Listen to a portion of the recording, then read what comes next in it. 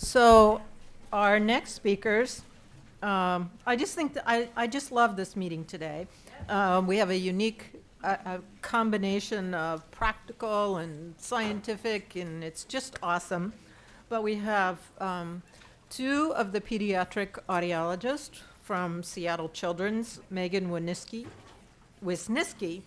I can't get used to her married name, and Lisa Yamaguchi, talking about amplification and strategies for optimizing communication. And so they are fabulous, and I will let them get started. Susan, do you know how to get it up? Do you know how to get Oh, the what image on happened? the screen? There. All right. Can everybody hear me? Great. So my name is Lisa Yamaguchi. This is my colleague Megan Wisniewski. We're very excited to be here today, so much so that we ended up dressing alike. Very unplanned, but great minds think alike. Stronger together. Yes. So let's see here. Dr. Moeller, where'd she go? Well, she set us up very nicely. So we'll be discussing a bit more technical things, amplification and the strategies today. So first, we'd like to state that we are Seattle Children's Hospital employees. We have no relevant non-financial relationships to disclose. So from today's discussion, what we'd like to do is describe and define what hard of hearing is in terms of audiologic classifications. We want to be able to describe appropriate hearing device options for these children. Third, describe how we verify and validate performance with or without hearing aids. And lastly, be able to describe effective communication strategies in various environments. So we're going to take a quick Audiology 101 class here, just so that we all are on the same, so that we all understand what we're talking about. How does the ear work? So we have three parts to the ear. We have the outer, the middle, and the inner ear. So the outer ear consists of the opening of the ear canal all the way up to the eardrum. The middle ear are these three little bones, if I can point this correctly. And then the inner ear includes the cochlea, which is the spiral area. That's where these little hair cells live, and that's basically how our brain, it basically interprets what we hear into a way that our brain can understand. And then the sound gets sent up the nerve to our brain. So really quickly, we have three types of hearing losses. The first type is conductive hearing loss. And what that means is there's a problem with the outer or the middle ear. Most of the time, there could be a blockage in the outer ear, like wax, or maybe in the middle ear, like an ear infection. There's some fluid. So that prevents sound from passing through the structures to get to the cochlea. A lot of times, medical intervention or surgery can help remedy this. Secondly, we have sensory neural hearing loss, and that means it's a permanent hearing loss. There's damage that's done in the cochlea that's irreversible, cannot be fixed by medicine or surgery. And finally, we have mixed hearing loss, which is a combination of the two. So there can be a problem in both the outer or middle ear, as well as the cochlea. Okay, so we're going to break down a few different types of hard of hearing classifications, a little more than we've been talking about so far.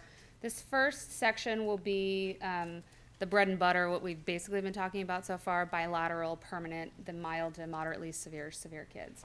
So just some quick examples. We have seen actually very few audiograms so far today, which is kind of surprising because we love audiograms. So here's a classic mild to moderate sensory neural hearing loss. That really light gray shaded region is our speech banana.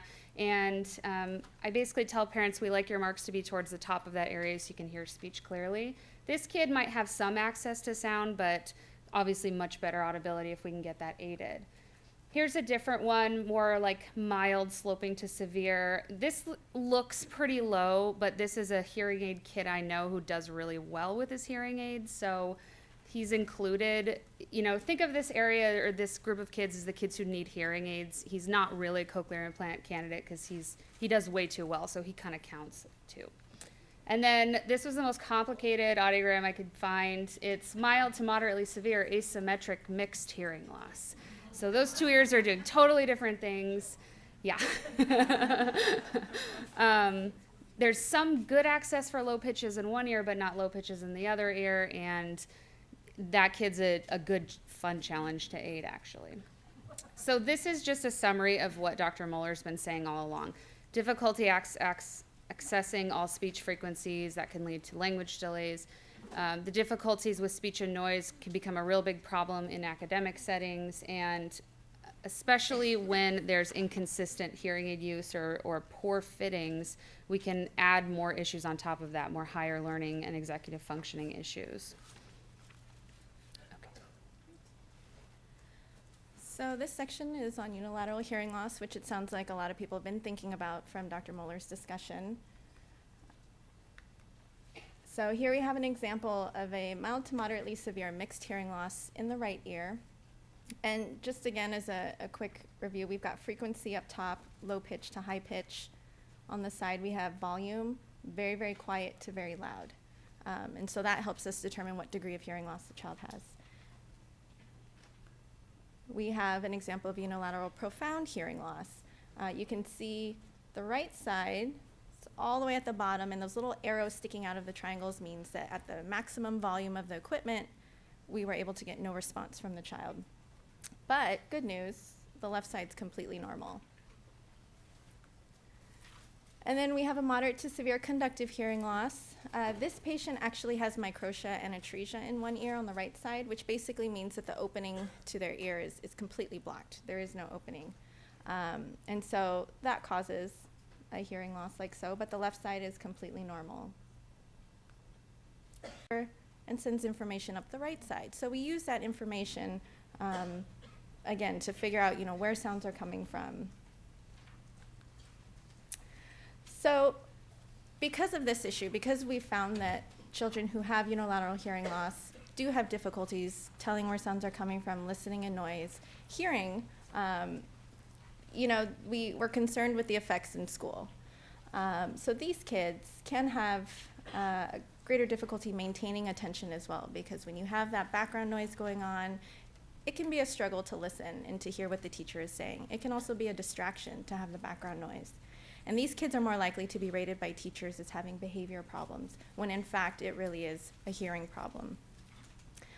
In addition, the kids can have difficulty with schoolwork, language-based subjects such as reading, writing, and spelling.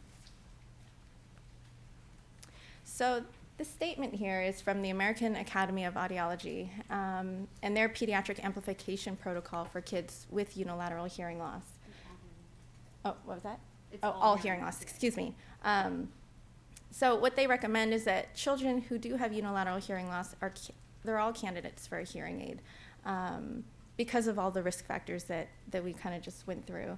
But please keep in mind, though, that the option of a hearing aid is based on the child's age, their anatomy, do they have an ear, their degree of hearing loss, their listening needs, and also the family's needs.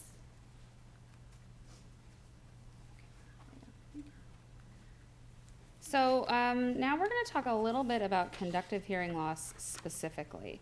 And you might be thinking, why do we feel like this needs its own section? And basically, conductive hearing loss can come with, depending on the cause of the conductive hearing loss, it can come with its own issues. We can have fluid, we can have tubes, we can have perfs, and we can have drainage coming out of the ears. That's a big barrier for hearing aids and putting ear molds on top of that. We also have fluctuations. It's really hard to program a hearing aid if the hearing is going to change rapidly. And so it's hard to think about how to manage these kids when they have a chronic issue with hearing loss, but it's not the same as that stable permanent hearing loss. One other thing to think about is there a time when the hearing resolves and there are lingering effects from having a lack of consistent sound? So there have been quite a few studies that looked at chronic otitis media, and they were able to pinpoint some issues in early childhood, like binaural masking level differences, language comprehension, and speech and noise issues. But across the board, most of the studies agree that these deficits seem to resolve on their own by school age. However, all of these studies are looking at completely typically developing kids with no other issues, no syndromes, no Nothing that would lead to that chronic over the course of their whole life issue with eustachian tube dysfunction. So here's an example of that. These next audiograms are all going to be the same child. This is a child that has Stickler syndrome and a cleft palate. So at this point, this is from 2008, the cleft palate is repaired, and she has a functioning tube in her left ear, and the tube has come out already in the right ear. So you can see we're having a little bit of hearing loss on the right side, but the left side's looking great. Here's the next time. This is 2012. The kid has a new patent tube in the left ear, but it's not making the hearing perfect. There's still a high frequency hearing loss and a low frequency hearing loss. And on the right side, there's a perforation. And you can see that hearing loss in the low pitches is really growing. And so, but she still has some drainage. She's still a candidate for some more surgery. So that waiting time of when to amplify is still coming up. And here we are again in 2014, same child. Now she has tubes in both ears, but her hearing is not getting better from that. What's happening is that her eardrums are become so weak from all the tubes that they're basically collapsing in on her ossicles. And so this is the best hearing they could achieve medically. So at this point, finally, after 6 years later, after the initial time she was having hearing loss, she got fit with hearing aids and is using an FM system at school too. So just some other things to think about besides those clear-cut, mild sensorineural kids. So once we've established what type of hearing loss a child has and what degree of hearing loss they have, we can now move on to the amplification portion, where we basically decide what's the most appropriate amplification style for the child. So we've got first conventional hearing aids. Those typically you probably know as behind the ear style, BTE style hearing aids. We have examples here of different kinds where we have an ear mold attached to the hearing aid. There's an open fit configuration is what we call it, where it's a slim tube with this dome and then a receiver in the ear style. So with these particular hearing aids, what happens is the microphone on the hearing aid picks up the sound. It gets processed in the hearing aid based on the child's hearing loss, and then sound is funneled out through the hook, out through the ear mold, into the ear. And so for these particular type of hearing aids, we need to have an open ear canal. So kids who have microceratresia would not, it wouldn't work, it wouldn't fit. We put these hearing aids on for children of all ages. They've got great durability. And as stated below, they're really good for the bilateral permanent hearing loss kids. So for the unilateral hearing loss kids, these work great as well. Again, we have a hearing aid with an ear mold and an open fit style. And basically, the way that we figure out, what's an appropriate fit for a child, ear mold or open fit, is degree of hearing loss, the age, as we talked about before. You have to have normal anatomy and some degree of usable hearing. And by usable, we mean their speech perception abilities, which I'll show some examples of audiograms after this. But basically, a child needs to be able to use that ear with hearing loss to be able to understand what people are saying in order for a hearing aid to be effective. Let's see. So for the conductive hearing loss kids that Megan had just discussed, since their hearing loss is fluctuating so much, we typically don't fit them with hearing aids. A lot of times we see kids who have ear infections, their hearing might temporarily be decreased, and then once that ear infection goes away, the hearing loss goes back to normal. So in that instance, a hearing aid would not be appropriate. Some kids who have permanent hearing loss and who also have chronic ear issues, we might say, you know what, maybe take the hearing aid out for now, because it's creating that great environment for infection to occur. For those kids, we also want to make sure their ear molds are very clean, because we don't want to spread infection. And then it's also very important to have an ENT involved in the care to help manage the ear infections. So bone conduction devices are another style of hearing aid. There's two types. The first one is a traditional bone conduction hearing aid, where the device can be placed on a hard headband here, or we have examples of a soft headband. And so these devices are really good for kids who have abnormal anatomy, where a traditional hearing aid would not fit. It's also really good for kids who have single-sided deafness. So it's kids who have no hearing at all in one ear but normal hearing on the other side. What we're doing here is, let's see here. Oh, my pointer is not working. So there's a microphone on the side of the hearing aid that looks like the BTE part. That signal then gets sent to the oscillator, which is kind of that square portion on the other side, and it vibrates the bone. It vibrates the cochlea of the better hearing ear. Also, we have auditory osseointegrated devices or softband processors. So the device can be surgically implanted, or we can, again, keep it on the headband. These devices are a little bit different because there's just one component. The microphone and the oscillator are both on the same side. Finally, we have a cross system, and a cross system stands for contralateral routing of the signal. And so with these devices, they're great for kids who have single-sided deafness. A transmitter with a microphone is worn on the poor hearing ear. That signal gets wirelessly transmitted to the hearing aid on the better hearing ear. So this requires that a child has to have normal anatomy, a pinna and an ear canal for the devices to sit on.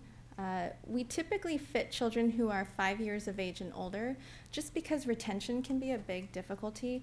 With these devices, we don't want to put an ear mold on the end, just because it can occlude the better hearing ear.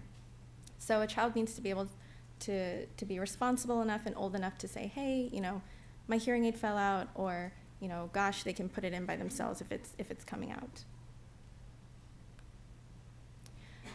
So an example of a child who would be good candidate for a cross system is unilateral profound hearing loss. So you can see what we would do is we would put the transmitter on the right side. The hearing aid is on the left side, so that whatever input the child receives on that right side, the device wirelessly transmits it to the better hearing ear. This patient has mild to moderately severe mixed hearing loss in the right ear. This patient has a diagnosis of neurofibromatosis type 1, so it's just a whole bunch of tumors that this patient has on their face. And you look at the audiogram and you think, okay, well, the right side, that's definitely aidable. We could put a traditional hearing aid on. However, through speech perception testing, through word recognition testing, we discovered that this child really only gets, I think it was 60%. Let me look at the numbers. 20% at a presentation level of 60 dBHL and 8% at a presentation level of 80 dBHL. So given that fact, a traditional hearing aid wouldn't really be helpful if the child already isn't getting that great of speech perception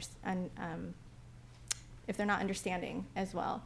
So we think, okay, a cross hearing aid could potentially be good. So we would do the same thing, put the transmitter on that right side, the poor hearing ear. The sound gets sent to the left side. In addition to amplification, we also can discuss assistive technology devices, which include FM system and streaming devices. So an FM system, the point of the FM system is to basically decrease that distance between the speaker and the child. So we're improving that signal to noise ratio. These devices can be very helpful in the classroom where there's a lot of noise. So I'm sure some of your families out there, your kids probably have FM systems through the school district. But we've got the transmitter, and the microphone is what the speaker wears. The signal gets wirelessly sent to the receivers, which typically attach to the bottom of the hearing aids. So you can use these with the hearing aid, or there are some devices where they're just standalone. So kids who might have unilateral hearing loss who don't wear a hearing aid might just have a little earpiece that they wear while the teacher is talking through the FM system.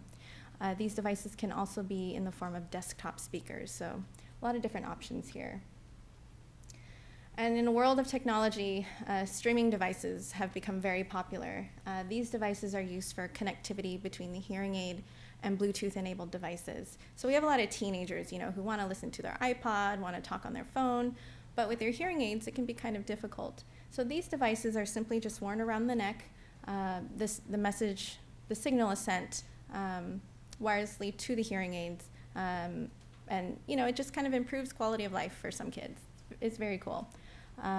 There's also these neat little remote mics right there. And that kind of acts like an FM system in the sense that it wirelessly, the speaker wears the microphone, and then that signal can be sent to the child's hearing aid. It's through digital transmission, so it's a little different than an FM system. And also the distance that it's good for is a lot shorter than an FM system, so it does not replace the FM system. I just want to emphasize that. Okay. So, thinking about once we get through the point of identifying and picking the hearing aids, what do we do to fit it appropriately and monitor the child? So AAA has practice guidelines that they recommend when we monitor kids with hearing loss, and they are basically electroacoustic verification, that's something Dr. Muller brought up, an aided audiogram, outcome measures, and recommendations for assistive technology. I'm not going to retouch on assistive technology because Lisa just did, but let's go through the next ones. So back to the SII, just kind of reiterating that it's a standard method of calculating the audibility of a speech signal. It's an acoustic measure, and it's not a behavioral prediction. So it's important to know that this does not replace your speech perception measures. This doesn't tell you this is how much the child is going to understand, but it's a good estimate. And this information is taken both from the AAA and as well the University of Western Ontario Pediatric Amplification Manual, or PDAMP as we love.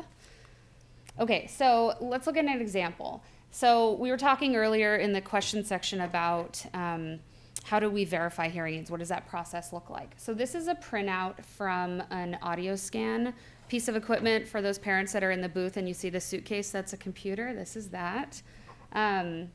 So this is the hearing aid programming for a 2-month-old. The thresholds that are put in there are based on her ABR test.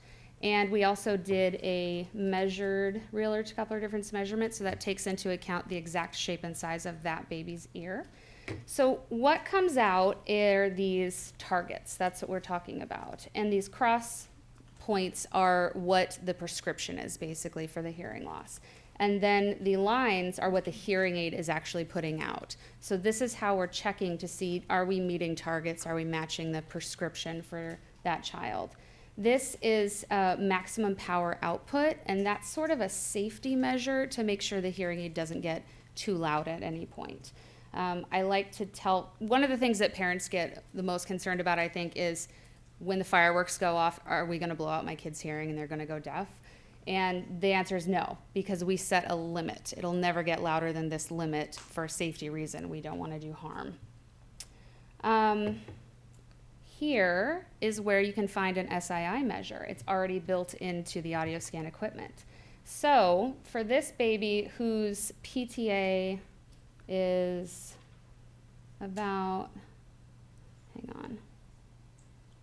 30 decibels, it looks like.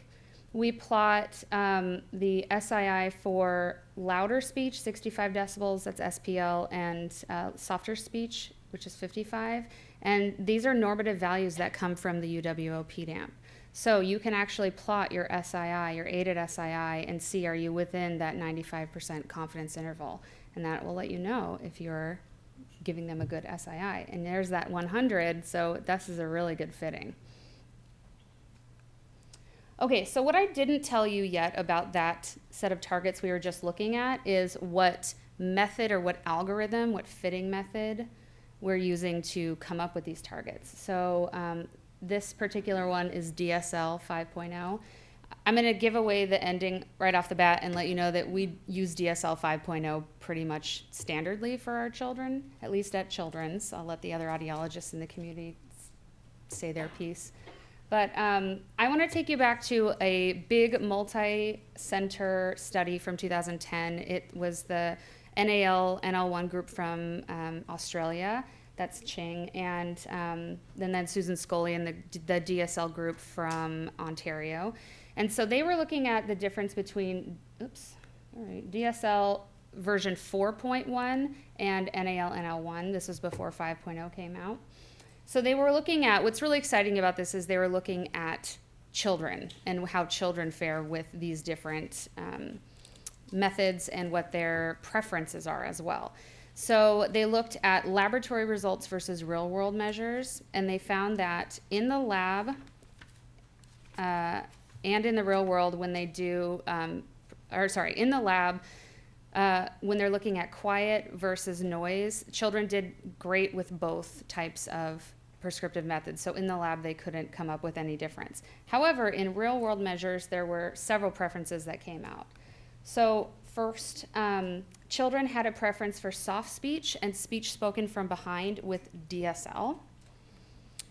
But children had more positive feedback about how comfortable they felt when in loudness or very loud noise with the NAL targets. There was a significant association as well between the reported preference for NAL, NL1, and a lesser degree of hearing loss, so more of the mild side preferred NAL, NL1. So what's the difference between the two methods? How are they different in the first place? The DSL 4.1 prescribed more gain on average than NAL1, and it was up to 10 decibels for some frequencies.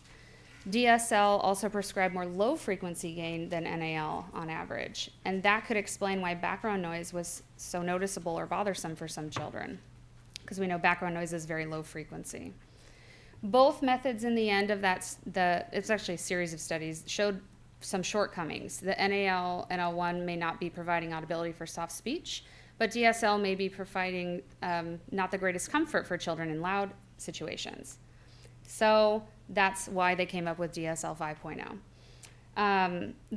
This table outlines all the differences in this version versus the previous version, but I specifically want to point out the changes they made in order to make it more comfortable, because that was the big problem with DSL, is that it wasn't as comfortable as the NAL. So they did change the compression threshold, and they reduced those low frequency gain as well. The other thing that they did that makes it very pediatric fitting friendly is you can specify a child's age in months up to 60 months, then it's in years up to 10 years, and then it's adult. And that's my favorite joke to tell 10-year-olds, is that in hearing aid years, you're considered an adult. You can also put in what type of transducer you use to take the measurement. You can, when you're doing an ABR test, you can put in an estimated threshold versus basically a pre-corrected threshold. So it's EHL versus NHL. And if you use the DSL systems NHL, they are correcting the numbers for you. So most centers would choose to use ESL because each center should come up with their own correction factors. It's based on calibrating your equipment. And so that's the main system that we use. So back to those original recommendations that AAA makes. After we've verified and we have great audibility and we pat ourselves on the back for that, we have to look at validating that these children are doing as well as we want them to. So one thing you can do is an aided audiogram. That's essentially an audiogram with hearing aids versus insert earphones. This is not to be used in place of verification. So that thing we mentioned where there are clinics out there who don't do verification, an aided audiogram, according to AAA, is not a replacement for that. So it's important to not base, should you turn the hearing aid up or down based on the aided audiogram. However, the caveat with a bone conduction device is that you can't plug that into a verification box. So you're kind of limited on how you can establish good fitting. So that is something you can do with this type of device. Our main thing that we use though in the sound booth is speech perception testing. It's the best indicator of performance. It's really hard to make it like real world, as has been pointed out. It's a small sound booth and it's completely sound treated, but it's much closer than how do you hear ch-ch-ch in the booth. That doesn't tell you anything about how they'll do in life. You can use this type of testing with single words or sentences, and it really should be done in noise too to determine all facets of a child's performance. The other thing that we do is questionnaires. So some children aren't ready to do speech perception testing when they're 6 months old, and so we have to look at different ways to get at their performance. These are very important for younger children who aren't ready for speech perception testing, but can also be used in different ways with older children to get at the issues beyond audibility. They do rely on parent report, but there are several questionnaires that have been validated through research and have been shown to be fairly sensitive to changes in hearing based on parent report. And it can be used as a screening tool for older children, again, to get at those issues beyond audibility. So do something weird here. Rather than saying it, I'll just let you read it. So, for example, a younger questionnaire that you can use for children from about age 27 months up to 4 or 5 years is the parents' evaluation of oral performance of children. That's the PEACH. And so one question it asks is, does your child initiate conversations in quiet? And there's a rating scale. And then that same question comes up, does your child initiate conversations in noise? And then you'll have subscales and you can come up with normative values. But that can also be a good talking point to have with the families. If you ask that question and they're kind of thinking about it, gosh, my child really is becoming more reclusive in noise, we can talk about those issues. There's an older questionnaire we use with adolescents sometimes called the Self-Assessment of Communication Adolescent version. And here's a good question. Do you feel left out of conversations because it's hard to hear? And this particular questionnaire does not have a normative value. It's just a way to start that conversation with kids, which is really important because, as we've heard time and again, it's just not about audibility. No. Okay, here's the fun part. So let's look at some case studies. This is a kid who's 9 years old.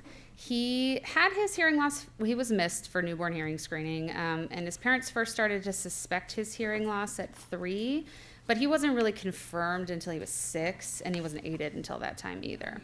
So he's fit now, and they used to be symmetric, but that left ear progressed too. So it's possible he was born with normal hearing and he's progressing over time. But he has really well-fit hearing aids now, and he's consistent. He loves them. So we want to do some speech perception testing with him. So since he's 9, we started with the CIDW 22 words. Those are appropriate for about 8 and up. And we did each ear separately, and he got 76% correct in both ears. That's not bad, but a little surprising given how good his right ear is, too. So thinking about how late he was fit, and I should say too, he comes from a second language learner background. He himself was born here, but his parents are second language learners. So we decided to try a slightly lower vocabulary version test. This is the PBK, that's more appropriate for 5 and up. And he got 92% correct in words, 97% phonemes, about the same for the left ear. So that can tease out issues of audibility versus vocabulary when you need to evaluate from an audiology standpoint, did I fit it correctly? Is this doing enough for him? We also did a speech test in noise. BKB-SIN is a variable speech in noise, or SNR loss. Sorry, let me start over. BKB-SIN is a variable speech and noise test. It's appropriate for ages 5 and up. You basically come up with a number that correlates to the decibel increase you need to the signal compared to your normal hearing peers. And normal range for this test is about 0 to 3 decibels. So he's actually doing pretty good with background noise. However, his school got him an FM system anyway, and he's doing great with it, and we're not going to change that recommendation because we're just not going to do that. So this is how we tested him. Since he has bilateral hearing loss, we presented speech and noise from the same speaker in the sound booth. There are different configurations you could do, but that's the way we like to do a binaural test. I will go back to that for the next kid in a second. This is a different kid who's an 11-year-old. She has congenital left side microtia atresia, so she basically has no ear on one side. She does have a profound rising to moderately severe conductive hearing loss, but perfectly normal hearing in her right ear. Her language is great. Her academic performance is pretty great too, but her parents wanted to know, does she need more? So since she's got great language and she's a slightly older kid, we actually did adult level tests. So we did the CNC word list and the AZ bio sentences. In quiet, she did excellently. She understands 99 to 100% of everything, the words, the phonemes, the sentences. I will tell you how we tested her in noise in a second. Just hold that for a minute. Here she does in noise. 16% words and 44% phonemes. She plummeted with background noise. And sentences even got worse too. And let me just say that sentences should be slightly easier to understand than words because there's more context involved in it. And plus 5 SNR means the sentences were coming out, or the speech was coming out at 45 decibels and the background noise was coming out at 40. So the signal was about 5 decibels higher than the background noise. So then we put an ear level FM system that Lisa mentioned before. It actually sits on her right ear, but it's an open fit, so it's not occluding. There's no ear mold, and that ear is pretty open still to sound. And her baseline performance returns. In the exact same setup, sitting in the exact same way with the exact same noise, she's back to nearly 100% correct. So this was a kid that we would have in the past said, just sit in the front of the classroom, make sure your right ear is facing the teacher, and everything will be great. But she was having a lot more issues with noise than we've realized. How we tested her was with speakers facing her ears, because presenting the speech and noise from the front would have been too easy. She would have aced it. That better ear would have made up for all of the problems. So instead, we put the noise, the multi-talk or babble, towards her better ear, and we put the speech towards her poorer ear. And when we did testing in quiet, she was still sitting in this scenario just without the noise. So even in quiet with speech coming towards her bad ear, she was doing fine. But as soon as you masked out the signal with that background noise, she started to do poorly. And that is a good example of what can happen in a classroom where, let's say the teacher gives the instructions in the front and you're facing the front, great. And then she says, now break into your small groups and work on your projects. And then she walks around the side of the room towards the bad ear and says, oh, by the way, don't forget to write blah, blah, blah, blah, blah, while the groups are talking over there. This girl wouldn't have heard any of that. So she has an FM system at school too. Okay, last but not least, this is a much younger kid. This is a 27-month-old. He was ID'd at birth, got his hearing aids at age 2 months, and we've been following him just at regular intervals. He did all that testing in one day. That was really great. He also did some speech testing for us. So we put him in the sound booth. I don't have a repeat picture here, but he's basically sitting the same way in his parents' lap like he's doing VRA. So when we're presenting the speech, we're coming from those, but I didn't add any background noise to confuse the issue. So we did the Link 6 sound detection test, and we basically want to see, does he detect the sounds at 25 dBHL? And there was one in the right side that was 30, and so we're going to watch that closely. And we also did a questionnaire with him. So we used the little ears from Metal, and we've done that a couple times. At 8 months, he got, parents are answering yes or no questions, and this score is the number of yeses, they said. They're the number of affirmative answers. So 8 months, he got 15 out of 35 yeses. At 13 months, 23 out of 35, and 27 months up to 31. So it's really nice to see that progression, that growth, and now he's at ceiling performance, and it's time to move him on to the next level. This has become too easy for him, so that's good. Okay, so one question that might come up when thinking about, we've done all this validation, and maybe you have a child that has good audibility and is still not making the progress, or is still in that forgotten category. What are we going to do with them? So I want to just put in a plug for oral habilitation. This is a specialized therapy, speech and language and listening skills therapy that can be done with any age child, and it is different than early intervention, and it's very different from speech therapy. So a child, for example, that has speech errors that are developmental should be working with a speech therapist. A child whose speech errors are related to their hearing loss should be working with an oral habilitation specialist, who might be a speech pathologist or an audiologist or any number of things. Yeah. I'm sure you all know about that. I'm just plugging it. Okay, real quick at the end here, communication strategies. This is really everything that we've heard today. I just want to, it's kind of a summary slide for your day, actually. So strategies to use at home with your younger children: clear speech. That's not shouting, that's not talking really slowly, because anything that's not clear speech is distorting your vowels, and it's not helping your child learn language. Your hearing aids are doing the work for you. You use your best clear speech. So that's what I said. Even right, do not speak louder. Create a language-rich environment at home. That exact phrase was in the last presentation, so do that. And reduce background noise as much as possible, too. Think about the unnecessary white noise, TVs, the fans.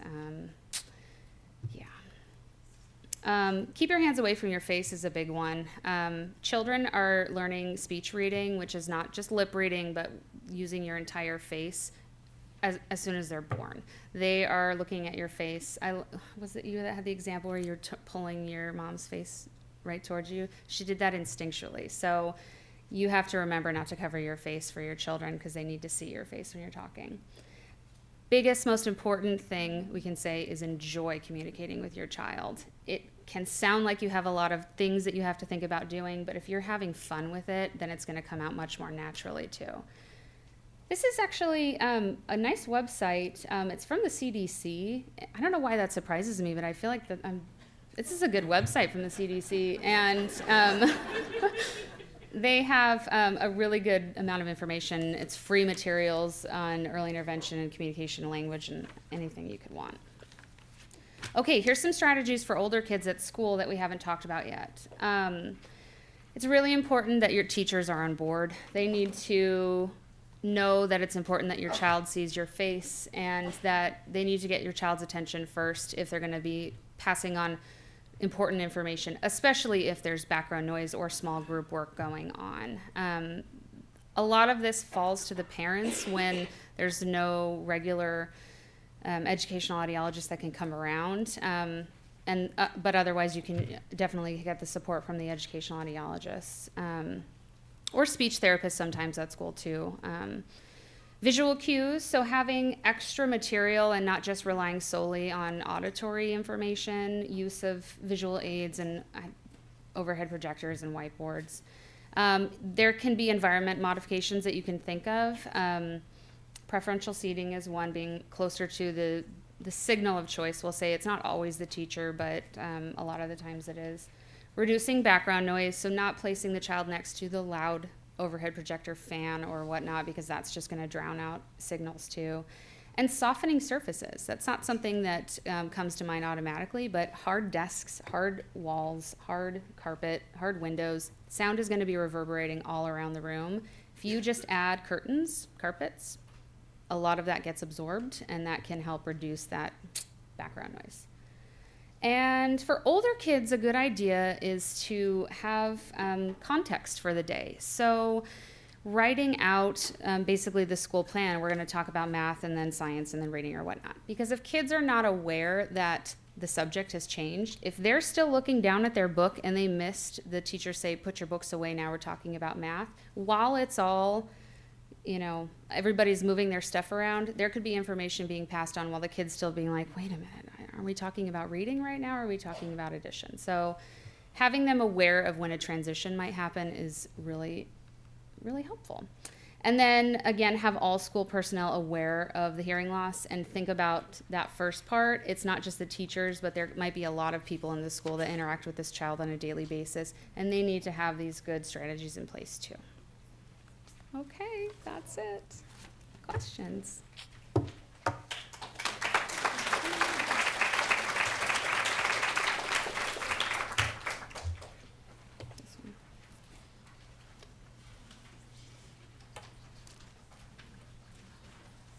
Right, so I'm curious about why a baby or toddler would not be fitted if he has a unilateral loss, the ear with the loss, the structure of the ear is fine, and it's a sensory neural hearing loss. What might be conditions where they would not aid him? What's the degree of I knew you were going to ask me that. So it's like a couple of new kids, so I think it's like a moderate to severe loss, at least with one of them. The other one, I'm still waiting for information. Those kids can be really tricky. We always recommend to families, amplification is a good option. At Children's, we have a trial bank where we can loan a hearing aid out to a family for 3 months. You know, and at that age, a lot of it really, the responsibility is on the parent. And so for some parents, it can be an overwhelming thing. For whatever reason, at that point in time, it just doesn't, no, I'm getting a head shake. So the parents have told me that they were told to not aid right now, but they were unclear of the reason why. And I'm unclear from the report why they're waiting or not recommending an aid at this time. I would have that parent go back to their audiologist and ask the question. And say, I heard that the research says you should be doing it, and so can you tell me more about why? There might be a reason that we can't know just from the little bits, but that recommendation is out there. And, in the past, that preferential seating and there was this idea that kids with unilateral hearing loss didn't need as early attention. Right. But parents were told pretty routinely, don't worry about it as babies and toddlers. And then by the time they got to school, it was, and now we'll maybe add an FM system or sit up front. And that's when they were falling behind in grades. So it's taking the audiology community a little bit to catch up with new research, but that's the new recommendation, is attempt a hearing aid fitting if possible and if the parent's willing early on. Hi. Based on the way that you were presenting the information, it made it sound like an FM was optional in a school setting. And as a parent who has a child with mild to moderate hearing loss, I would say, why is it an option? I mean, aside from when they get old enough to maybe be nervous about what their peers are thinking or want to hear more of what their peers are thinking, to me it doesn't seem like there should be an option or even a scenario where it isn't beneficial for a child to have an FM. And also I wanted to say that if there is a parent here who has concerns about their child in the classroom, I've been doing this now for 4 years. My kid's in 3rd grade, and I would be happy to offer suggestions. Because it just seemed like the list was really short, and it makes me nervous. Sorry. So I would say, actually, if we could maybe get input from the school district audiologists, because a lot of the FMs do come from the school district, and there could be a funding issue, there could be quantity issue. In a perfect world, we would love all our kids to have an FM system, but sometimes that's just not feasible. Parent again, not audiologist. So my daughter qualifies for a pass-around mic that goes into her hearing aids, but they've eventually will give her one that will go into the sound field. And I've read the research, and it seems like there's arguments either way. But it seems to me, based on what you're saying, that the best, and I'm just guessing here, the best way to figure out which system would be better for her is to do testing in the actual classroom. And would that be the speech perception testing in the actual classroom with just a normal day in class? Yeah, you could do, it really, it's the question of who does it is a bigger question, but you can do that same scenario where you have, background noise coming at you in the real world setting, not just in the sound booth. And you could do a variety of distances and a variety of different kind of stimuli. So yeah, that would be the best way to tease that part out, because I don't think sound booth testing is going to accurately represent the difference. Does that answer your question? When you say who does the testing, you mean the audiologist versus? Well, is there a school district audiologist that can do it? Is there someone who can partner, like CDHL or that's what I'm thinking of. Yeah. Good. Thanks.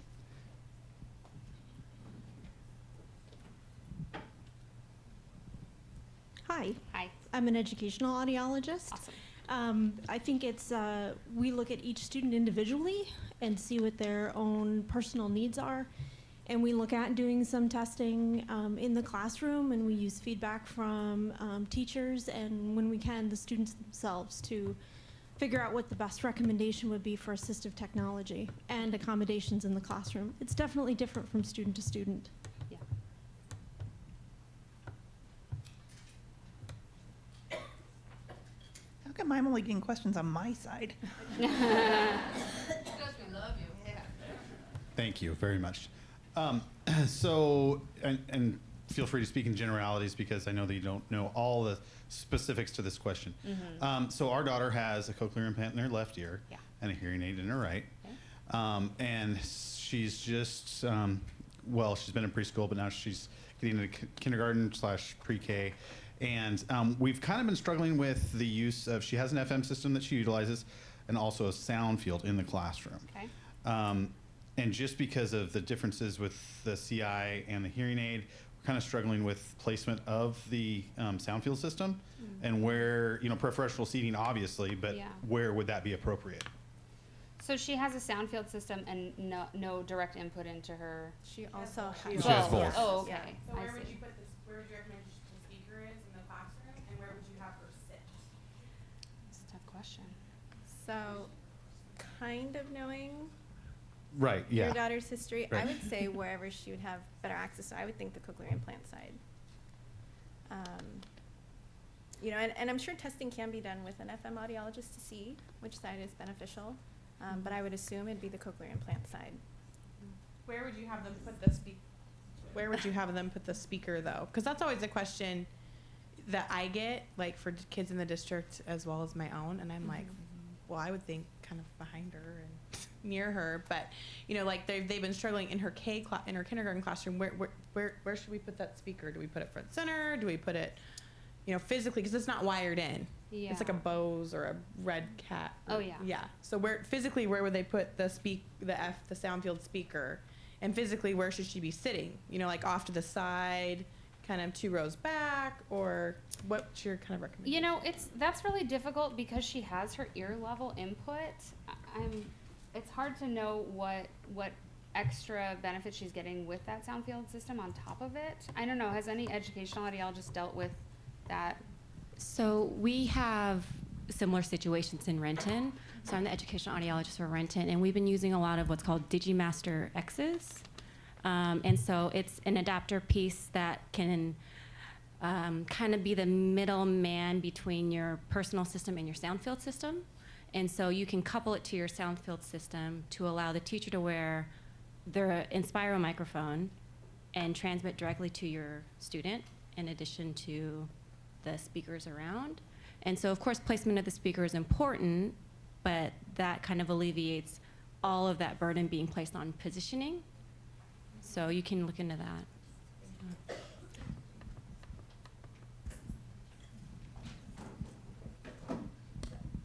The other piece in relationship to the sound field is, in general, what we're seeing with the CDHL outreach team is that when children are relying exclusively on the personal FM, that microphone isn't getting passed around consistently.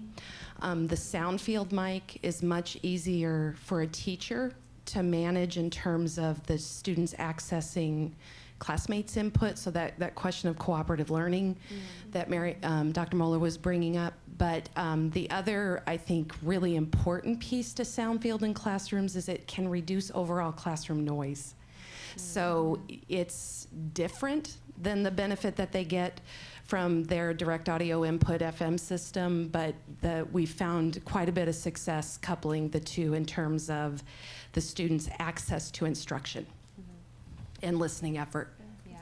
And ideally, just depending on the system, you can patch your personal FM system into the sound field so that there is only one mic that you're relying on, and there's not a teacher having to wear 2 kinds. Doesn't it lose its dynamic properties though when they do that? Yes, it does. Oh, does the FM system lose its dynamic properties? So dynamic FM is a variable signal to noise ratio. It's based on the teacher's microphone. If you're using the sound field microphone only, where it's coming through the sound field speaker and the personal receivers, it's not dynamic. You're right. I'm a middle school special ed teacher, and I have students with various hearing loss throughout the day in my classroom. And I've been faced with multiple systems, and we have very good audiologists, but I'll comment to the parents that were just asking the question. Because I didn't know this, and I fortunately had an audiologist to tell me, when you get that sound field speaker, I guess it has to be on a table, a certain height, in order for it to really work. And I would have never known that. So that's just... And hers is. So right. But so, like, but they need to make sure that you tell the teacher that, because I didn't know and I said it on the floor. She came in and said, it can't be there, it needs to be up. And I'm like, oh, okay. But my question is, what do you do when I had a kid with a sound field speaker, a different kid with a CI and an FM system, and a different kid on a different frequency of an FM system? And we tried really hard. And the audience just tried really hard, but the kids have specific needs. Yeah. And I'm not a teacher of the deaf, but I do have kids. And we have interpreters in our class, and so I could teach kids to pass around the FM. I could put it up by the presentation station, but there were so many different things going on. I think I was doing a disservice to definitely me. I couldn't keep track of it all, and probably not everybody was getting what they needed. Yeah, so one of the downfalls of FM in that scenario is that it's only emphasizing the person who's speaking through the microphone, and so passing it around is a lovely idea, but we don't have people who are just standing in the room to pass the microphone around in school. So we're losing out on not only the questions that might be coming from over there, but that incidental learning too, overhearing conversations. I will say there is this other new system, the Rogers system, that everybody I think has heard of, and it's not channel reliant, so there's no channel interaction. It's digital modulation instead of frequency modulation, so kids don't need to be on set channels, and you can just pair the receivers with it. It has its own problems, but that overcomes the channel interaction problem. Oh, I just wanted to add, I'm an educational audiologist, and I just want to add to that. I don't know if you have an educational audiologist in your district or not, but okay. But also, I think the benefit of doing a functional listening assessment is huge when you're thinking about, okay, FM, no FM. It kind of addresses that question up there too. How beneficial is it in quiet? How beneficial is it in noise? You know, and then also the whole sound field system can be worked in too. So I would just say that, you know, when you're looking at those things, a functional listening assessment is huge. And lots of times, you know, it is done right there in the classroom, because to answer a question like that, you really have to see the classroom. Obviously, you don't want the sound field system near a window. I mean, obviously, you're thinking, okay, where's the kid sitting at? There's so many factors that go into that. You can't really, so to me, I'm always like, well, that's not a question I can answer without actually going out, look at the classroom, you know, seeing where the child is sitting, seeing what's the best placement for the child. Just so many things. Yeah, that you really have to factor in when making that kind of decision. And then, like I said, doing some additional testing, as well as some questionnaires like we talked about, and some of the other things that also are huge and beneficial as well for the teacher, for the child. You know, Karen Anderson has some wonderful stuff out there that I know I utilize a lot when I'm thinking about, okay, you know, what do I want to do exactly, and how do I want to set things up? So I think all those things going in together are just huge. yes, thank you. Definitely. Yeah. Okay. One more question, and then we'll For move on. for what it's might be helpful to say, I'm an educator of 17 years and currently an elementary principal, and I'm the one who's hard of hearing, not my students. And I have learned a lot just by experience to train all kids to be good communicators, face to face, looking up at me, that they're helping me, and as they're helping me, they're helping others. And as I learn to have them do that, they become more comfortable helping their neighbors and our other teachers on campus. And so this has been great to hear all these things and realize that I'm kind of learning in the process, maybe to help even a greater audience. So if it's worth anything to anybody, there's more pieces to it too. No, that's such a good point. I mentioned the adult professionals in the building, but what about the kids? I mean, they're with them equally as much in the classroom. So opening it up to two-way everyone. street. Yeah. Yeah. Okay. Last Thank you question. very, very much. I Thank know we can you. keep talking forever. Yeah.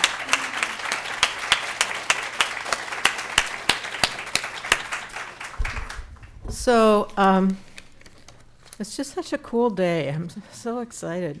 I wish we had more time. Stephanie Olson is going to be our last speaker, and then we're going to have a panel discussion with all the speakers.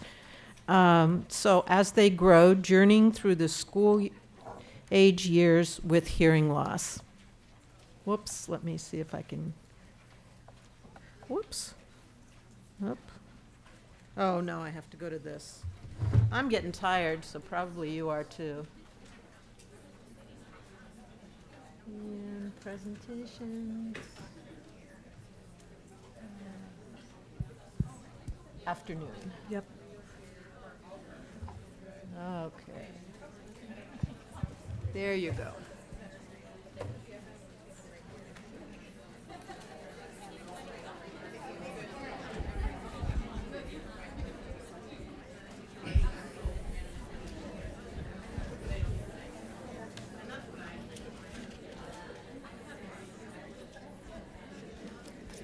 Okay, we're gonna get going here.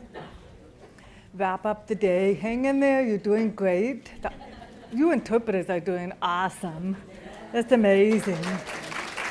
Thank you, thank you.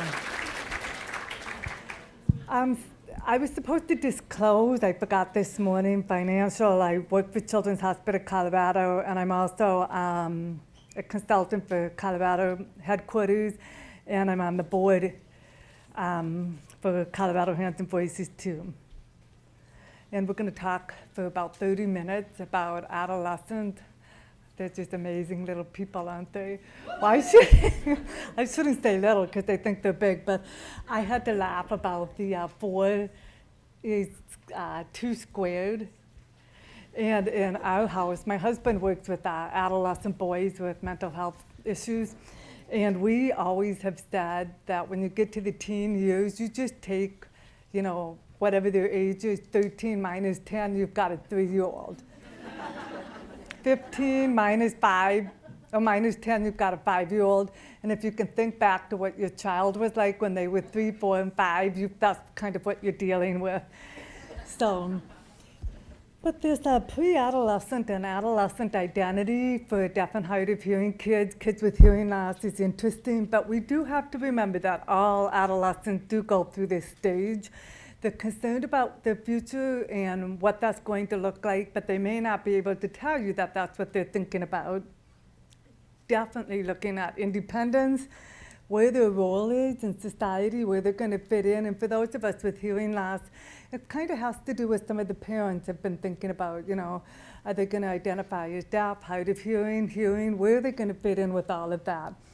And then moving from that shared responsibility to full responsibility for the equipment and technology. And then with the developmental milestones that they are going to go through as adolescents, is it a deaf thing? Is it a hard of hearing thing? Is it a personality thing? Or is it an adolescent thing? And that's what's really interesting, because when I look back at my teen years, there were some things that were definitely tied to my hearing loss, but there was a lot that had to do with my personality. And then, of course, just the adolescence. So we want to take a look at all of that. And this is great. I love this. This is the adolescent brain. Isn't it great? And how come they can remember so much about memory for music? Even our deaf kids, oh my gosh, they are so in tune with music, but they cannot remember to put their shoes on before they go out the door. Very interesting, very interesting. And then here's another favorite of mine, slam the door reflex. And my kids do not have hearing loss, by the way, but we did threaten to take the door off the hinges if they wouldn't stop slamming the doors, which is just awful for a teenager because they covet their privacy. So good things to look at. I just love it. Just love it. Fitting in gland, very important. How about the teeny tiny judgment gland? Love it, love it, love it. Okay, so adolescents with hearing loss, they need programs that promote social activity, understanding of hearing loss, communication strategies, career counseling, and potential accommodation. And I'm bringing this up today because our schools are trying their best, but they just don't have time in the day to do all of this. And it's hard for adolescents to want this information from their parents. And sometimes we get lucky and we can get it from the speech pathologist if they're still doing speech therapy. during their adolescent years. And a lot of times we can get some really good support from our audiologist. This is a tricky time also because do we, in our short time together, if you see these kids for audiology appointments or at school, do we expend our time and energy fixing the deficit, or should we expand our time on building assets? So important, because I'll tell you what, our teenagers with hearing loss, they can tell you exactly what's wrong with them. They really can. But we really need to take some time to look at what they're doing well, even though it's kind of hard to see that when they're adolescents. It's kind of hard to find the positive. But they're there, and we need to dig in and we need to dig deep and then help them build on that. So we have these elementary years, we're looking at self-advocacy needs to be incorporated into the IEP. And if it isn't, we've got to put it in somewhere. Sometimes these are kids that are doing pretty well audiologically and also with their speech and language, but they still need that support for self-advocacy. And it's something that I was late in developing. Actually, it was when I got to college, I started trying to figure out what it was that I needed in order to do well. We need to begin this in the elementary school years. We've already talked about background noise. Social skills are very important. This is where we see these kids struggling and frustrated and not doing well. But really, whose job is it to help with that? And it takes all of us to recognize this. Very interesting with the social skills. I've had the opportunity to work in some social skill groups at the hospital, and it is so much fun. You can kind of mess with the kids, and in that setting, they'll let you mess with them. But Mary Pat was talking earlier about the mother of the two girls with, I think, did they have mild, minimal hearing loss?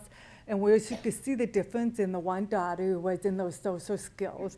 And we've done some fun things where we make little, we take Play-Doh and they make a little, kind of a little person, like a little triangle on the bottom, stick that on the table, roll a little ball, and put that on, and that's the hat. And everybody has their own in a different color. And we just start having conversation, and we're talking, and then all of a sudden, out of the blue, somebody says, I really want to see that Twilight movie again. Totally off topic, and this sounds so mean, but we have so much fun with this, so bear with me. I mean, you have to have the right group and be comfortable, and the kids have to kind of have a relationship with you, and then we flick their head off. Off topic. You are totally off topic. But what's so amazing is it's natural, it's fun, we're talking, except for the part where we flick their head off. The kids get to the point where they catch themselves, they self-correct, and then they're like, no, don't. Come on, let me keep my little Play-Doh person. And they start to recognize those social skills where they're just like, woo, out in left field. Really important and a lot of fun to be working with them on that.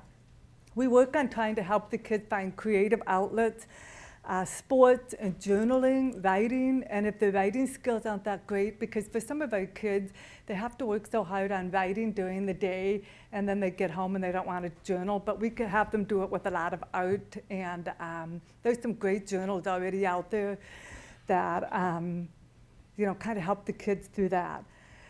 And then we also take a look at talking with the parents about their goals and what can we expect. These are great conversations to have in the elementary years. We do a lot of it in early intervention. We have that great team. It's a little bit more warm and fuzzy for the early intervention years. But you get into that 7, 8, 9, 10, 11, and it's not happening. And it's time to revisit that for the elementary school years. And then we go into middle school. And we talk a lot about the FM system, note takers. I think we're having better luck now because if the streaming devices can be connected to the kids' Game Boys or whatever, iPod and music, and that's a real motivating factor. And so we've been able to get some of that to transition over for the FM systems.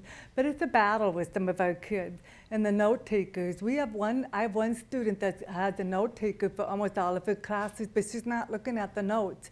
And quite frankly, it has to do with, let's go back, that hearing fatigue. She gets home from school and she's tired, she's exhausted.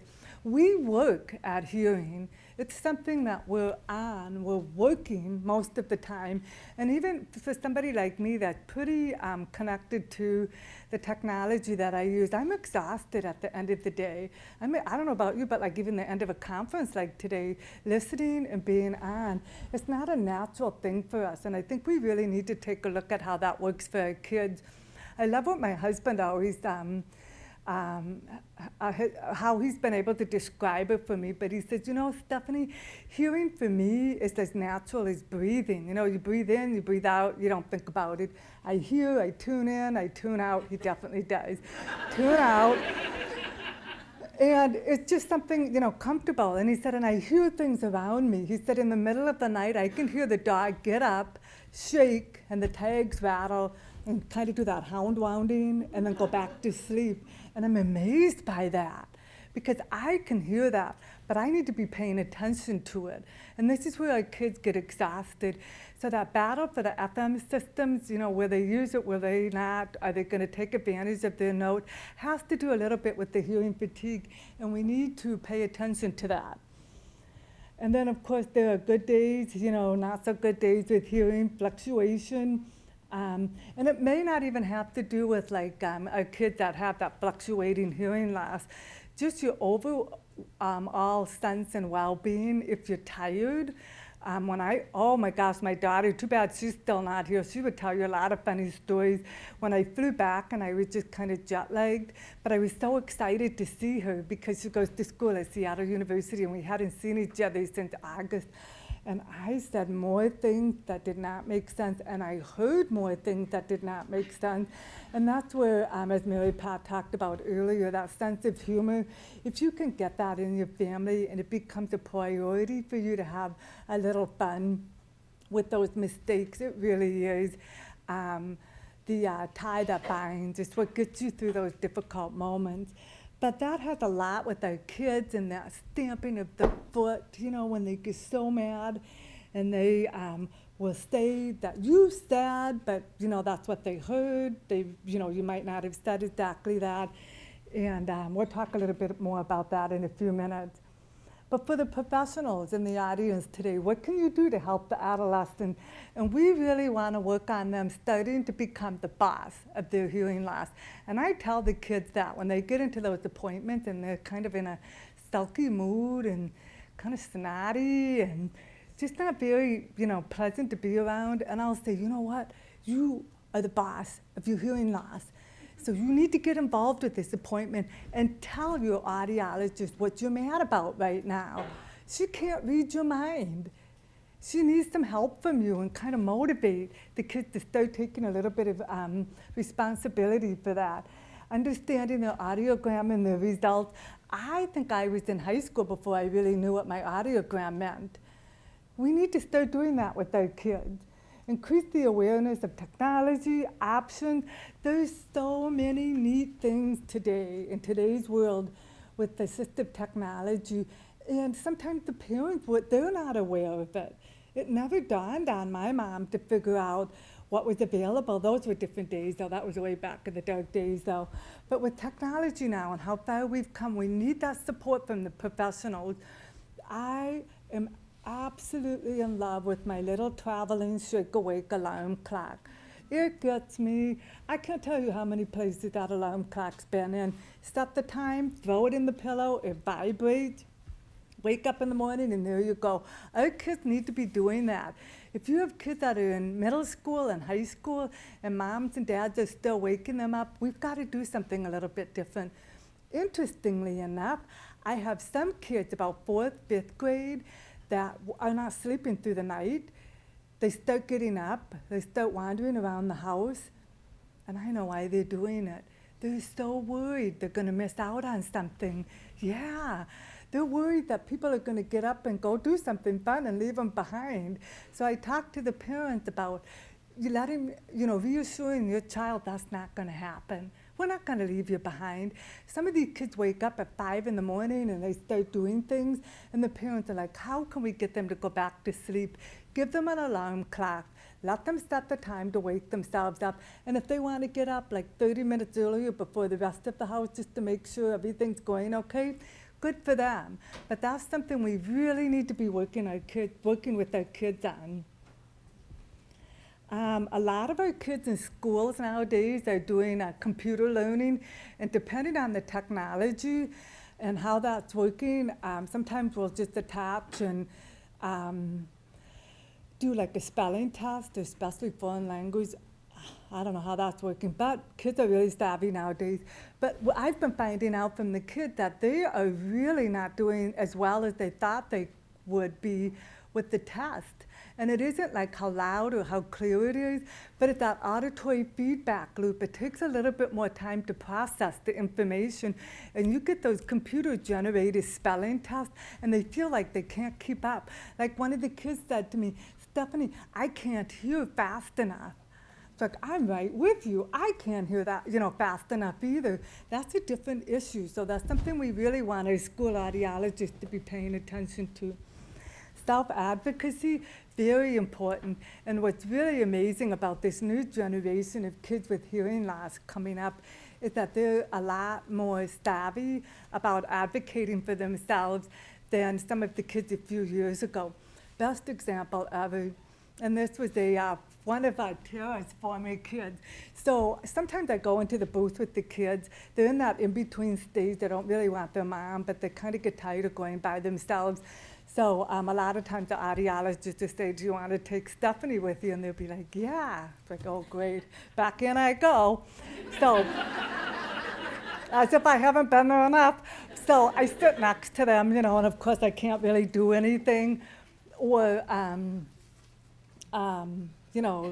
help or anything. I just kind of have to keep a blank look and try not to fall asleep. Really. And so the audiologist was presenting this young gal, little girl, with different words and everything, and she didn't hear it, and she looked over at me, and I'm like, and then the word was presented again, and she looked over at me, and I kind of felt bad for her, because I didn't get it either, so I kind of went like, third time the word presented, and she looks over at me, and I'm like, and she just looked, she couldn't believe it, and she walked up to the mirror, the observation window, that glass, and knocked on it, said to the audiologist, we can't hear you. I was so, can you see her just doing that? Yeah. I was so proud of her. I was laughing so hard I had tears coming out of my eyes. So I was like, whoa, talk about self-advocacy. And you know what? For the first time ever, it wasn't our fault. It was the audiologist's fault. And she did. She was very sweet. She apologized and said, I'm sorry, I'll turn it up a little bit, and present it. So anyways, it was just a blast. But this afternoon, when Mary Pat was also talking about the friends, and we do better when we have friends. And when we get to these pre-adolescent years, I encourage the kids to bring a friend along with them to their appointment. And oh my gosh, we've had some high schoolers do that, and that's a lot of fun, because you find out that those teenagers, they think they're doing great, and then there's their girlfriend sitting there. You're not getting all that. You know what? You didn't even remember to bring your hearing aids to class yesterday. Good stuff, good stuff. So if you get those kids that are really starting to get kind of in a funky mood, ask them. Say, you want to bring a friend along next time? Because we do like to get those appointments after school. Very good. And we want to look at the independent living skills. Transitioning, I'm just going to talk about a few of these, but I like to take a look at that social development, of course. But one thing that social development includes is just, the play that our adolescents still do. Remember I said if they're like 15, your mind is 5. Well, this came up with a kid. He was a little bit younger, though. And he came in, he has a hearing aid on one ear, cochlear implant on the other ear. And he said, hey, how's it going, Anything? Yeah. Well, what? What's up? Well, my cochlear implant still, it has that light on that's blinking. And we can set that, we do it a lot with our little kids so that we can tell that it's on and everything. It's like, you know, man, I'm out there in the neighborhood and we play hide and go seek every night. And they're always finding me. So I'm thinking like I'm just gonna take my cochlear implant and hearing aid off. Like, no, no, no, no, no. Because otherwise you can't hear when the other guys get into bass and they yell free or whatever. Says, don't do that. I said, why don't you talk to Jennifer and see if she can turn the light off? And of course the audiologist comes in and said, hey, tell her what you're thinking about, you know, like what's going on with the light and stuff. And we're just one of those things that kind of slip through the cracks that we don't always remember. There's a certain time in a kid's life that maybe they don't want that light flashing. So those are good things. You want to help those kids advocate and look at their social development. And it's not just about how well they're doing in school. It's about how well they're doing when they play hide and go seek. I think a lot of the professionals take a look at the social development, and this is a great time to be asking questions. And I'm putting this in here because we do have issues in the schools where our kids may not always be doing as well as they can due to bullying, teasing, and that's kind of cropping up during those middle school years. You know, I don't want parents, you know, to be afraid of it, but you definitely need to empower yourself, because when your kids come home and they hopefully tell you about what's been going on, it's really hard not to go into that panic moment and that moment of fear and worry. And you want to be able to empower your kids with what to do. And this Kid Power organization is a great website to go on. And I will say, you know, there's a lot of good information with Hands and Voices, and especially this topic. A few years ago, we decided to take a look at this and spread the word everywhere we go, that there are some good resources out there. The Our Project, OUR, very good stuff. You know, it's not always easy to hear, but it's better to know it now than after. And I've had more kids that I've been meeting with lately, and it's just heartbreaking, I'll be honest. But I'm so thankful that we have good resources out there to empower the families and the kids with it. And I talk to the kids about this too, because they kind of, even some of our kids that may be in situations where they've been teased or bullied, sometimes they end up bullying. They find somebody that's not doing as well, and they kind of go after that kid, and it's not a good thing. So we're really working on this with both ends. There are also the times when these kids get caught up in doing something that they shouldn't be doing, and I tell our kids with hearing loss, well, I tell them one thing because I'm a mom. I don't want them to be doing stuff anyways. But also, the reality is, if you're a kid with a hearing loss and you're going to be doing something, and all of a sudden, let's say it has something to do with like maybe kind of you know, wrecking something in the classroom, like some vandalism, or just destroying something, school property. I'm going to just use that as an example. And they're with a group of kids, and I tell my kids with hearing loss, guess what? Chances are you're going to get caught. And they look at me, and they can't believe it. And I said, those hearing kids, they can hear somebody coming down the hall. You might not hear, and they're going to be out of there. And you're going to be the last one running, which means you're the first one caught. And they can't believe it. And it's really important to have these conversations with our kids. For one thing, we want them to be good kids, but also to recognize that their chances of getting caught is pretty good. But anyways, just some, you know, information for all of you as parents, professionals, providers, to just check this out and see what we can be doing for our kids. And we'll take a look at a few things for our parents. Oh, there's so much good stuff for the social environment with your peers, going to the movies, captioning, and it just keeps getting better and better. And you want your kids with hearing aids or cochlear implants to take their technology with them on the plane, because let me tell you, that was a long flight back from St. Petersburg, and I watched 5 movies. And I was able to do it with the device that plugs into my cochlear implant, and they were captioned. I was in heaven. And that's so important, something that didn't exist years ago. So we really want our kids to be able to get all of that information auditorily and reading. There's open caption for live theater now. You can see a Broadway performance, and usually on the last day that Broadway performance is in the city, they'll have open captioning. The best part about it is the seats are fantastic, and you don't have to pay full price for those seats, so look into that. Communication access to family events. These are some situations where kids with hearing loss kind of miss out a lot on. And I'm talking about like family events like weddings and funerals, important things that take place, and you just totally miss what's going on. Another reason for that is the vocabulary that I talked about earlier connected to church. There's a lot connected to funerals. And I always tell this story about when my grandpa died and we got out to the cemetery. I had a real bossy, smart-mouthed cousin, and she said, plug your ears, plug your ears. And I was like, why? And she said, they're gonna start playing taps, and it's so sad. Well, the only taps that I really knew about were, so I couldn't figure that out, and I kept looking around, and finally out came the bugle, and they played the taps, and it really was beautiful.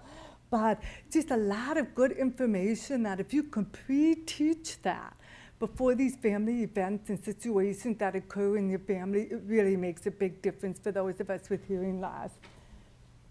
Never mind, I would hope that most of our families understand that never mind is a rule that there's a rule you cannot say never mind. And that's hard, especially when, as a parent, I had kids getting into the adolescent years, and they would be saying something, and I would say, wait, what happened? And they go, oh, never mind, Mom. And it's like, come on, you know what the rule is.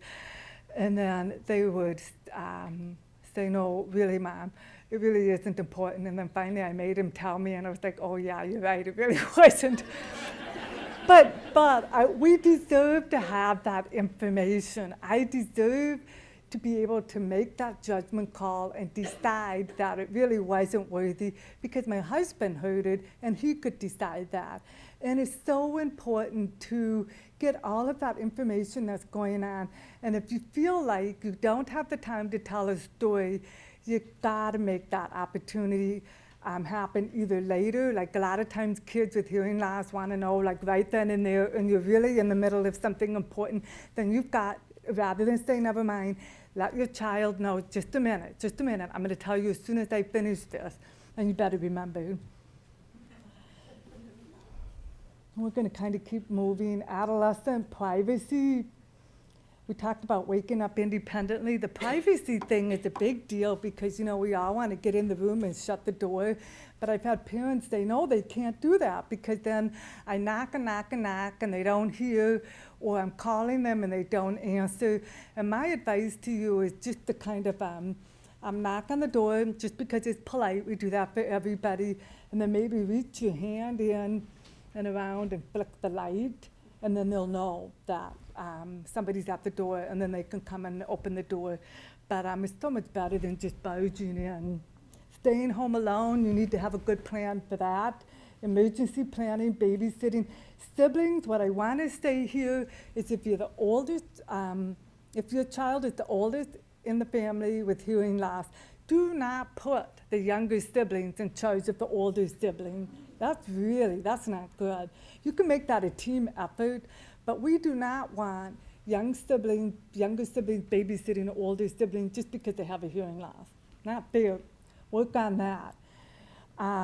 Work on a lot of volunteering, taking a look at that first job. This is also very important for all of us as parents and providers to talk about the manners, social graces. Very important. I will say that I was able to get far in this world because that was something that my mom really believed in. And I work on that with the kids at the appointments at the hospital. Sometimes it's a little embarrassing for the parents, but let's face it, when you've got kids this age, they do learn better from other people rather than the parents.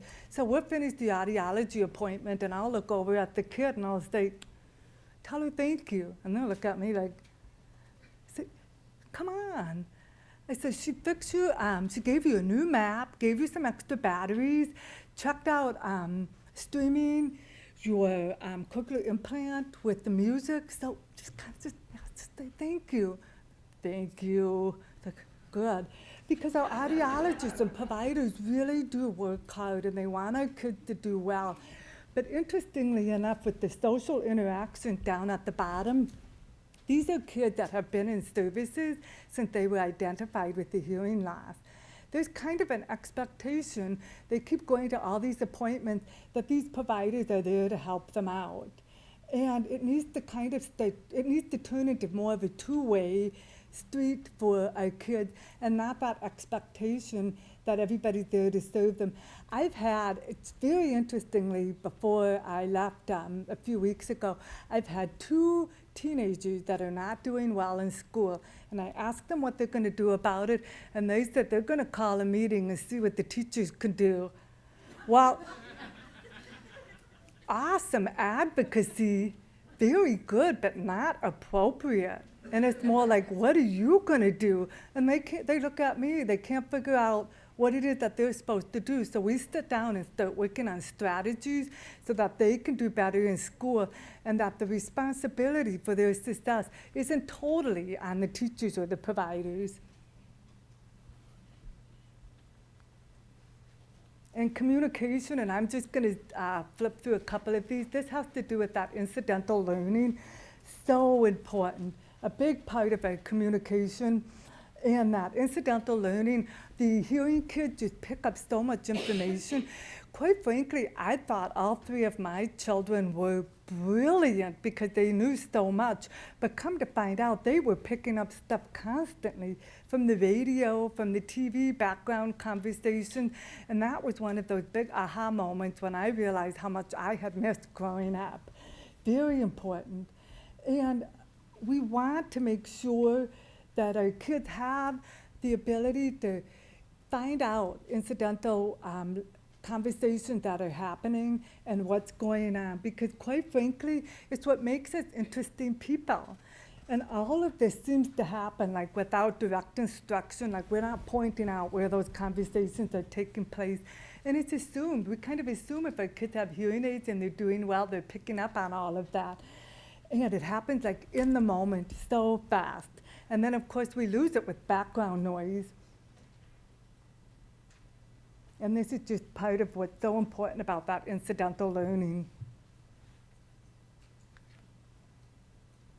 And as parents and providers, especially parents who with our adolescents that are going on this journey, heading towards adulthood, this is a good time to examine your own attitude about the hearing loss. Sometimes things are very subtle, and you may not realize that you're doing anything to reflect negatively about your child's hearing loss, but it just happens, and it might be suggesting, the smallest hearing aids, or maybe, you might want to think about blending in, having the hearing aid blend in with your hair color. And we've had parents suggest that when it gets difficult that the kids only wear their hearing aids in certain places. And that really should be a decision that the kid makes. Maybe the child or the adolescent decides he's not going to wear it for doing PE, physical FI ed or whatever, physical ed, whatever you call it. And that's okay. But for the parents to suggest that, it's kind of giving a little bit of a sense of shame. And just the questions like, how are they going to make it on their own? Well, if your child overhears you saying that, that does have an impact. Are we going to make it on their own? Here's my favorite. Will they be good drivers? Well, of course they will. They can see. And this came from a parent with an 11-year-old girl, wonderful little girl. She was doing fantastic. And her mom said to me, and it's a good question, there's nothing wrong with the question, but it's left something to be desired in the way that she asked the question. And she said to me, are your children deaf or hard of hearing? And I said, no. I said, my 3 children have typical hearing. And the mom said, you must feel so lucky. And I thought, wow, what does that say? What, about her daughter, that her daughter's unlucky? Hey, and what about me? I don't see myself as unlucky. And I said to the mom, I said, you know what? I'm so lucky to be the mother of my 3 children, whether they have hearing loss or not. And then I did talk to the little girl, she was 11, but the girl later on, a little bit more about that conversation. And kind of back to what I said earlier this morning when moms have tears and how they say things only because they just love us so much. So what can you do? You need to model strength and resilience. And how can you do that? There's so much in the technology and assistive devices that will help us do better and be positive and get more access to language. But it's also just about the simple things in your attitude and the way that you live your life. We ran into some tough times earlier this year with my husband's line of work in mental health with adolescent boys. Very tough times. And it was hard on him, and it was beating him up. And so one day he spray painted a board with that chalkboard paint, and he popped this up by our mailbox. And every morning when he goes up to get the newspaper, he writes something positive. And he did it really more for himself, just to keep himself in that positive frame of mind as he went up the hill to go to work. And it really has made a difference for our whole hill and the neighbors that we have. They leave notes on. We get, it's been incredible. And he keeps a collection of these, but it's really been so good for a lot of the kids in the neighborhood. And it's just simple things like give the world your best. It may not be enough, but give your best anyway. And the world is full of nice people. If you can't find one, then be one. And that's incredible advice for all of our kids, and especially our kids with hearing loss. The one that he posted right before I left said, we have a big, we live in the mountains, so we have a big bear problem. And the ones that don't feed the fears, not don't feed the bears, we played on that, but it was don't feed the fears. Good advice for all of us to find what's working and find what's good. Surround yourself with good people and take a look at the positive outcomes of our kids with hearing loss, because it's going to happen. They're there and they're going to do well. I can promise you that. Thank you. Oh, there's that.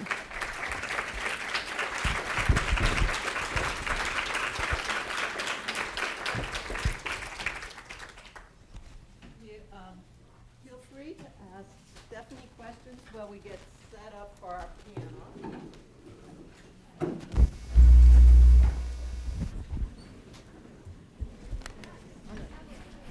You're so positive.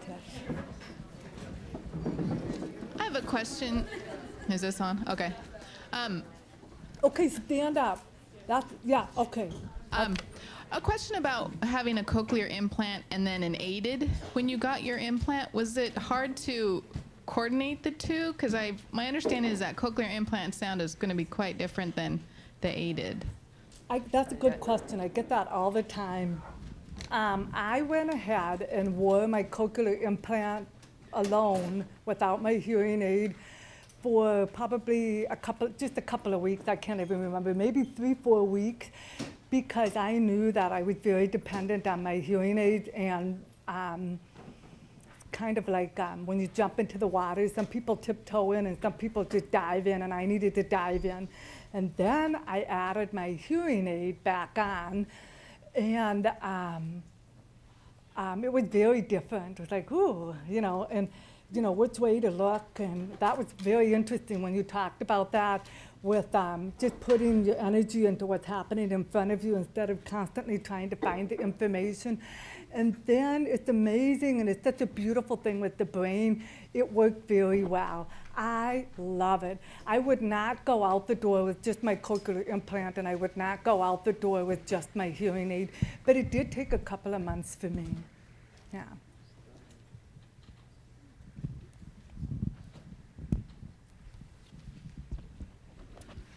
So I have a question. I myself have a bilateral hearing loss. I wear the Bicross hearing aids, and I'm an educator of the deaf and hard of hearing. And I get questions all the time about my language and how I progressed through the years. I wasn't identified until I was 8, so late identified. Are those questions that you get as well? How? About my speech and language? Yeah. Yes. And how do you answer that? Yes. It's very interesting. So I get both. I get, wow, your speech and language is so good. If my child turns out like you, I'll be thrilled. And it's like, well, wait, because that came at a great cost to me. I mean, I spent a lot of years in speech therapy, a lot of years with tutoring, and just kind of getting up to speed. So I talk to families about that. I also get the other one is like, well, my kid's not going to sound like you. No, but that's the difference with being fitted earlier. But I'm very honest with both questions, depending on what they ask. But yeah, they do ask about that. Thanks. Mm-hmm. Should I move over? I need this. Yes. Go ahead and keep it on. Keep it on.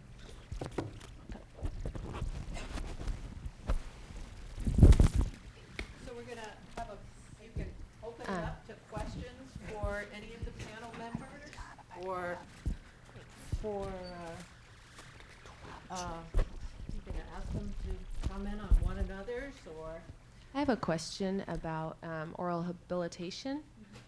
I'm not even confident that I'm saying that right, but so I'm looking into, my son was taken off of his IEP for speech last year because he had met his goals, but he is still having a lot of challenges. So I'm trying to figure out, do I seek speech therapy or do I seek oral habilitation? And I'm thinking probably AH. It's easier for me to say, but my problem right now is the scheduling. So do I take him out of school and he's missing school so that he can have AH, or is there a place where I can find a way to have that done at our home? And a lot of times after school, he's so fatigued that I don't think that he would get very much out of it.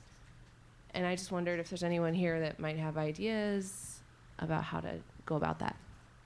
So we have evaluations through our Bellevue Clinic. Oh, can you hear me now? Oh, closer? Okay. Really close. So we have evaluations that our AH therapists do in Bellevue as well as Seattle. And you can always schedule it during a break. Christmas break is coming up, so you can schedule ahead to do that. Oh, you mean for regular therapy services? I know some of the therapists do actually have afternoon appointments after school. There's several older kids that come in. And Tara can speak to that. She's one of our AH therapists. I think we do all of the above. Sometimes we'll do after school, sometimes we'll do right in the morning before school, and then a lot of times what we'll try and do is we'll actually talk with the school. So maybe there's a homeroom that they go to once a week that it wouldn't be that big of a deal if they missed something like that. And so we try and work around with each child's schedule and just what their school schedule is, and with your schedule, and with fatigue is an issue. So we really try and work around that if we can.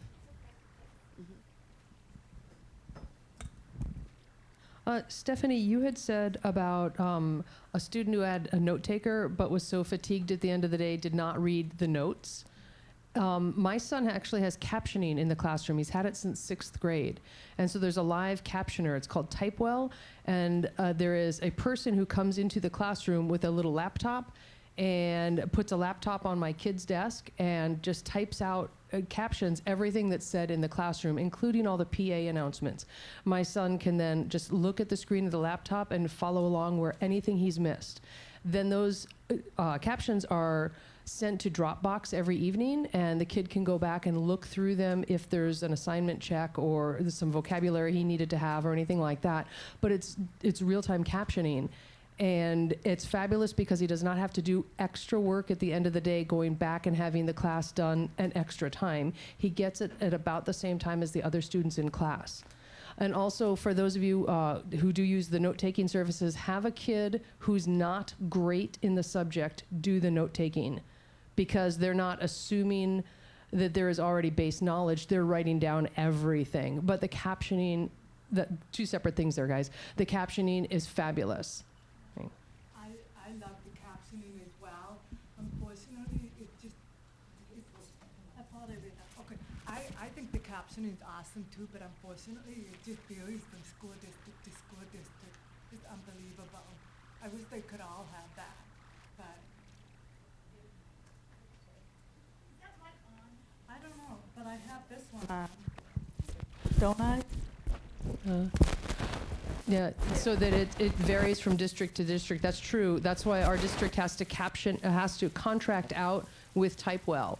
And because we had an assistive tech evaluation, and the assistive tech evaluation said, yes, the student, even though he has cochlear implants and does fabulously, mostly in a sound booth, in a classroom, he's not getting nearly as much. And there are times that he's only getting 40% of what's said. So sure, his grades were not suffering because he happens to be a really smart kid. The district had to, because of equal access laws, the district had to give the kid equal access. And just being in a classroom and the FM, that was not giving him equal access. So the assistive tech evaluation said he needed something else. And so Typewell is what was chosen. So parents, and staff members, you can do that. Assistive tech evaluation and captioning has just been a wonderful asset. I just wanted to add that on.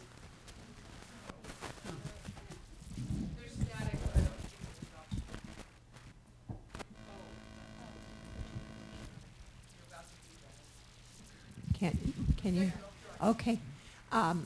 Just the importance of creative assessment, like calling in that type of assessment so that you can clearly see the need, where reliance on standardized tests sometimes that students want an instrument and won't identify those needs. And we actually have a story in Omaha. A young man I've worked with his entire life was admitted to medical school and doing very well, except he didn't have access. And because he spoke well, the medical school denied access to captioning or interpretation, and he actually won a lawsuit.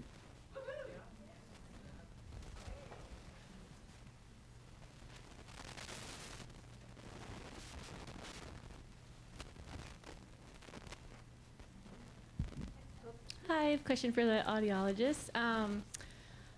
The simulations you guys do are great, you know, when you can plug it into your computer and say this is what your child hears, you know, but the problem is when you have unilateral, or, you know, one ear is worse or better than the other, doesn't seem like you can put it in to see what it, you know, what it hears like from both ears. Mm-hmm. And that's kind of been a problem for me as a parent with typical hearing, trying to understand what my daughter hears, because, you know, one ear's okay, the other ear's bad, but what does she really hear? I was wondering if there's any way, or if there's maybe any technology coming out in the future that might address that, or?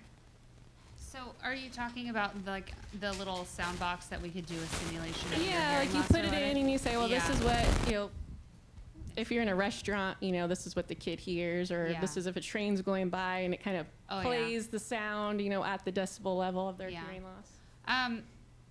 What I like to do is let if it's a unilateral hearing loss that's really hard to simulate, is give them an earplug and actually let them sit in the test booth and play some sounds and move them around and try and get them to do it. It's not the same thing.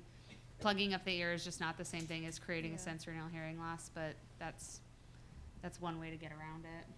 And asymmetric hearing can be really hard to simulate. Yeah. So I don't actually know of anything out there Device-wise, device-wise that can help. I mean, one thing that we can do, and what I do with some parents, is I just put the parent in the sound booth, and I'll play what, you know, the thresholds of the child. So this is the softest sound that your child can hear at these different sounds. For the better ear, switch it to the poor ear, you know. These are Right, the yeah, and you've done sounds. that for us, but still, it's Yeah. like, it doesn't, It's hard to put. It's hard to get the big picture. Because like I still don't know what she's hearing, you know, because like one ear's good, when you know, so I don't know. It just makes it hard to kind of understand her perception. Sure.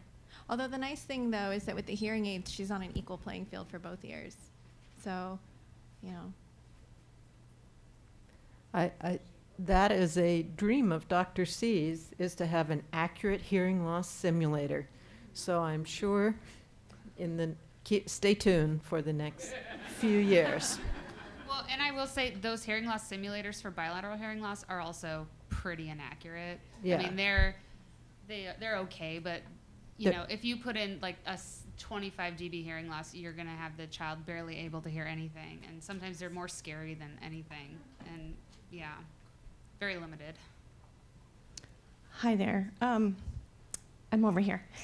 So I just wanted to make a comment. Stephanie mentions the Our Children Project, and I'm part of the Washington State Hands and Voices group. And I've heard Harold Johnson, who has worked on this for, a handful of years now, on child maltreatment prevention. And our school systems are all based on a failure model. And so when we talk to school districts and our school staff about trying to put in a preventative measure into our child's IEP, IFSP, those can be functional. And if you go to the Washington State, the Hands and Voices, and click on that link that Stephanie put in her presentation, hopefully that will take you to something that's called Silence is Not an Option.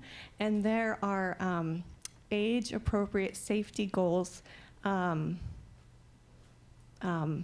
handouts that you can look at that have age-appropriate safety goals and goals that you can actually input into a child's IFSP or IEP.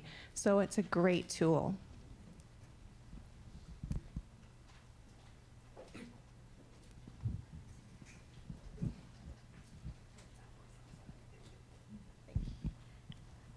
This has been an incredible day, and so many experts are in the room. And again, I'm a special ed teacher, but not specific teacher of the deaf. And I'm wondering, in middle school, they go classroom to classroom to classroom to classroom. How do we get people to come together? We have great audiologists, but they're spread so thin, to come together and meet with the general education teachers and the instructional aides and the administrators. That's not necessarily an IEP meeting, what's wrong with this kid, how do we set goals, but here's how we work together as a team to help this kid, and here's what you need to know about hearing loss. Because I feel like I've learned so much today that I wish I had known 7 years ago when I started at the school I'm at. And I want to go back and I want to do over for the kids I've taught.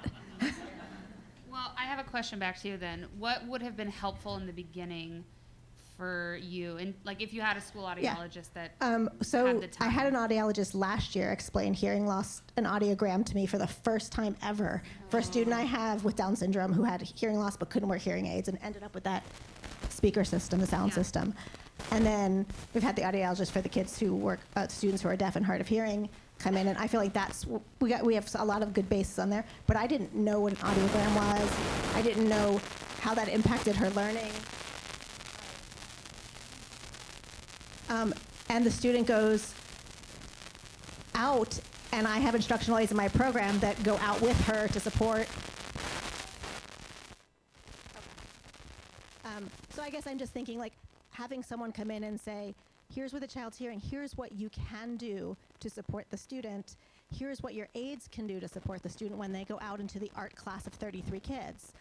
And we've tried it, but I feel like we're catching it and it's trial and error, and I feel like there's so many experts right here. How do we get it to be more efficient so that we can front load it instead of catching up? I feel like we're doing a lot of catching up, and I'd rather be more preventative and proactive, and I don't know how to do that in a school system.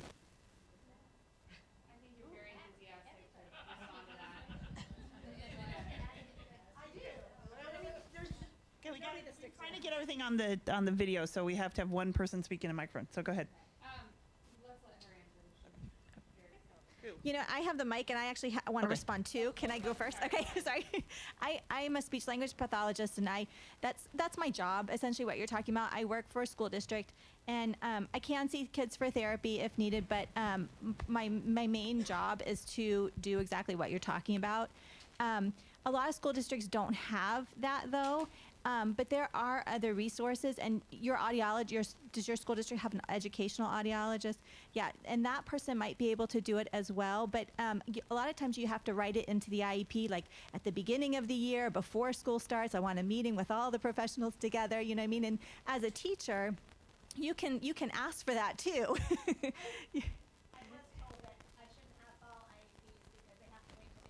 Not an IEP, just a preschool meeting.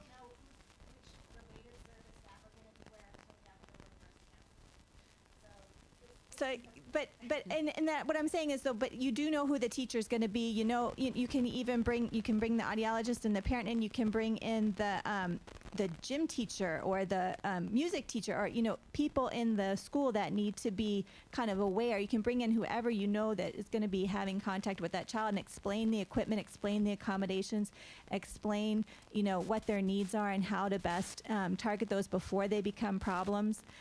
There's also CDHL. I don't know if somebody's talked about that a little bit. They will come to your school and evaluate the child's program and their listening needs, and then they'll have a meeting with a multidisciplinary meeting with staff. So there are resources for that. But you're right, it should be a proactive thing, not once there's problems. But if you want to talk with me afterwards, I can talk with you a little bit more just specifically about how to get somebody in your district to do that on a regular basis. That's a lot of what I was going to say. CDHL has great services. I was told by the regional manager of special ed in my area that, no, that'll cost money. I won't authorize it. Okay. My son, I have been doing it's called an in-service, and we do it before school starts every year, and I've been doing it for my son's teachers and related staff members every year since before kindergarten. Well, my son has now been stepping in and taking over and doing it himself. We've gotten all kinds of great information. We've pared it down to just really what's the point here. Teachers don't have a lot of time. They've got so much they have to do. What's the point? So we've stolen information from all kinds of people all around the country, and we've made a great set of, here's the gist, here's the point, here's what will help you help this kid, but also it will help all the other kids. So the teachers don't feel like, I have to do this for this kid. When you talk with your back to a window, all the kids are dropping out on what you're saying. So all these little pointers are very, very helpful. We've got a list. If you want, give me your email and I'll email you the list, right? Yeah. So it's just an in-service, before school starts and in-service.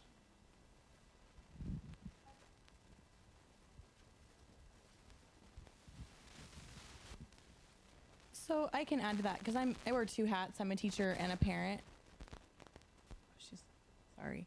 So what you guys are talking about, I think part of it's parent education. I mean, I'm an educator, and it just makes sense. It just occurs to me, and it's something that drives me crazy as a parent and as an educator, that this doesn't just occur to everybody, that it would probably be a really great idea as the parent to ask the case manager, let's all get together prior to the start of school and get everybody in the same classroom, and let's just do a training. And Susan Baki, my kid's teacher of the deaf, is amazing. She is here. I'm not sure if she still is here. So facilitated that. And, when I had a student last year who was deaf, they were just going to train me, myself, and my partner teacher. And I went to my administrator and I said, why don't you just do a whole staff training? Because that kind of makes more sense. So maybe, encourage the parent to be the one asking for it, because it can kind of be an awkward, depending on the district you work in and your special ed director standpoint. Because, asking for things and then you're being told, well, we have to wait till we have count and we have to wait for this. So if you encourage the parent to ask for it, you might get a different response. Parents do have power. I also wanted to comment that Northwest School for Deaf and Hard of Hearing Children has a district support program that's designed exactly to do that. I mean, we have a lot of professionals in our area that can help each other across the state. So, but I think I like the parents have power, because I think as a teacher, if you ask, you might get help. But as a parent, and if it is in the IEP, which is what we recommend, that training really has to happen, because if your child's using an FM system, how the heck does the teacher know what to do with that FM system unless there has been some training on it? And right, they shouldn't be using it if they haven't had training. Yeah, it needs to be more in depth and really more specialized. Up there and then back to the panel.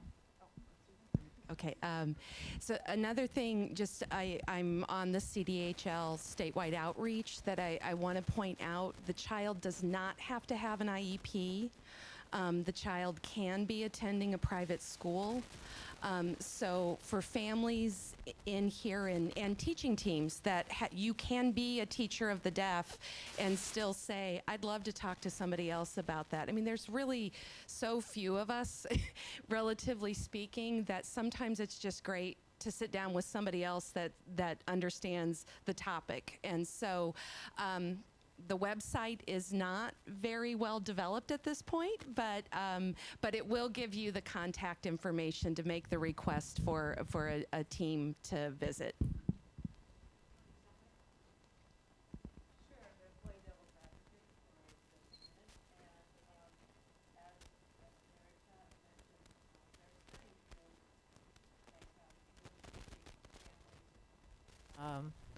With who are largely educated, and those parents are all great advocates for their kids, and they're in this audience. But how do you address, Stephanie, and helping those families who maybe have English as a second language, have less resources? I mean, they barely have gas money to get to an appointment, in terms of interfacing with the schools and advocating for their child. Do you have suggestions for us? Maybe. That's always a challenge, but I will say that the parents are getting better and better. We, of course, have the Spanish interpreters come into the appointment, and I think... Okay, I wondered why I had, okay.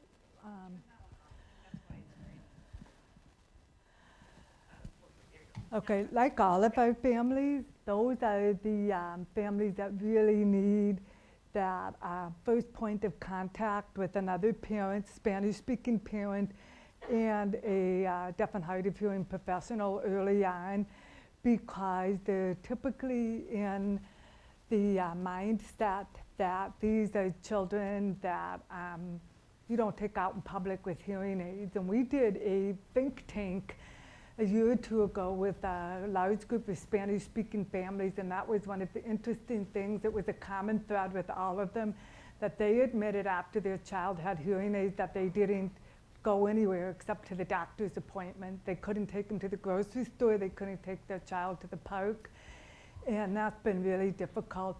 But I think for those families that being connected to a Spanish-speaking guide or mentor, that the parent is really powerful.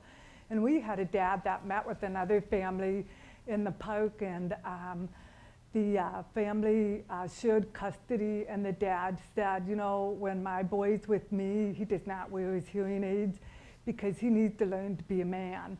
And the Spanish-speaking dad, that was a guide, who also has a child with the hearing loss, that it's pretty hard to be a man when you can't understand and hear or communicate, you know, with what's going on in your environment. And the dad just kind of looked at him and hadn't thought of that part.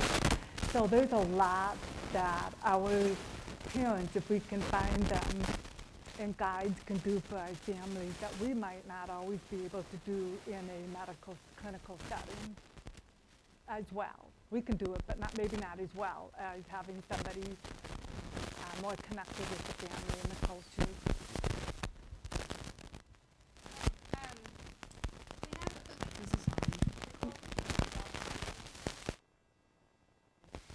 We have at least one guide by your side rep here, right? Anyone? You? Yeah. Are there any Spanish-speaking guides? And do you want to just briefly mention that? Okay. So I'm the coordinator of the Guide by Your Side program. I'm Christine Griffin, and I've been searching for a bilingual Spanish-speaking guide for 4 years since our program started. We had a dad for about 30 seconds, and then he had to leave. But I have been in contact with a parent who's been very proactive in the last, I would say, 6 months.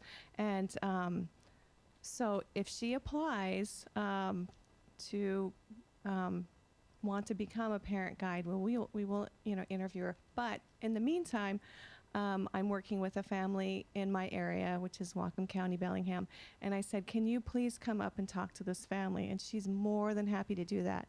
So even though she's not trained as a parent guide, she's more than happy to connect because she understands that cultural piece. So feel free to get in touch with me if you need to. I just wanted to add a comment I mentioned earlier, this Roots and Wings workshop that we've done, and something that's really given me heart is that our Spanish-speaking family population at Roots and Wings has grown such that we have parents on the parent panel who are Spanish-speaking, and then it's translated to English for the rest of us. And there's a lot of parent-to-parent connection among that group, and also mixing with everyone. It's just been amazing. It takes a lot of planning, a lot of hard work, and having the right people and right supports there, but I'm pretty convinced that that's making a difference because right there on that weekend, they establish connections that they can carry with them. So. Can you hear me? Okay. Stephanie, thank you for sharing your role at the Children's Hospital in Colorado. And I can see how valuable your services are. And I think you're providing great services for some gaps in what we're able to provide families, either right here in the hospitals or at home. So thank you for what you're doing. And I'm seeing how the services that you're providing touch on what you're talking about, Mary Pat, with your best practices goals for access. And I see Stephanie as maybe another protective factor. So just wondering what your perspective is on that and how you might evaluate that type of intervention. How can we get that intervention to families, and how might you evaluate the impact that those services are providing? Wow, what a great question, because you're right. Talk about a protective factor. And Colorado's always been kind of ahead of the game in a lot of ways, and I don't know how many programs have a Stephanie, but I think it would be valuable to use qualitative research methods, is my thought, interviewing families and children who've encountered a Stephanie about the impact on their quality of life. That is probably the way I'd go about it, and I don't have my notes with me, but I have to write that one down too. My data is if the child skips out of the appointment, happy, go lucky, then it's good.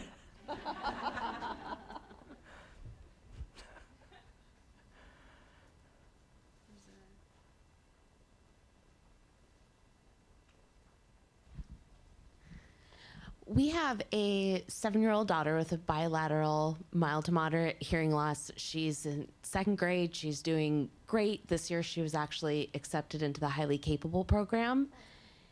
And I think a lot of that is we had newborn hearing screening, early intervention, all of that. But I keep hearing a lot about listening fatigue. How do we as parents learn to recognize that and also teach her teacher to recognize that? We will go ahead and encourage our parents to write it into the IEP plan that the child can take listening breaks. She doesn't want to. No, she doesn't have an IEP. Oh, because, oh, wow. Yeah. 504. Yeah. 504. Yeah, 504. I think then, so what we've done with the IEP kids is we'll write it into the plan that they can take a break, a listening break, but it cannot happen during math or science. We kind of pick those times, and it's really hard because some of the kids, and I would have been one of them, would not take their hearing aids or, cochlear implant off or whatever, because you're so afraid you're not going to miss anything. So we have, maybe a system set up where the teacher might come by and just kind of tap the desk to let her know that we're done, let the student know that we're done and we're ready to move on. Sometimes that helps. And it depends on, if there's an opportunity when kids come home from school to just take that break. I admire those parents that when the kids come home from school, the first thing they do is their homework and then they can go out to play. I wouldn't have survived that way. I needed to go out and play or just, lay under the apple tree and read a book. I needed that downtime. And that's the great thing about becoming an adult. You can pick that whenever you want, but it's a little bit harder as a child. And I think modeling in your home where everybody just takes a quiet listening break, the TV's off, the radio's off, nobody's really doing anything but just hanging out or reading a book. Sometimes that will help for kids. And I actually have some patients that after school might just take the hearing aids off for an hour just to get a break. So. I just wanted to say that my car radio has been broken for the last probably 3 weeks now. And I really am liking that I can drive and it's totally quiet because I live with adolescent boys. And I'm kind of like, do I want to get it fixed? Because it's really, I know I could turn it off, but I won't if it's working. And it's just nice to have silence sometimes. And I think in our world with all of the electronic and all the devices, and it's the same thing with putting down the cell phones and the texting and the iPads, and just having that built-in quiet time I think is good, not only for listening but just for our own mental health.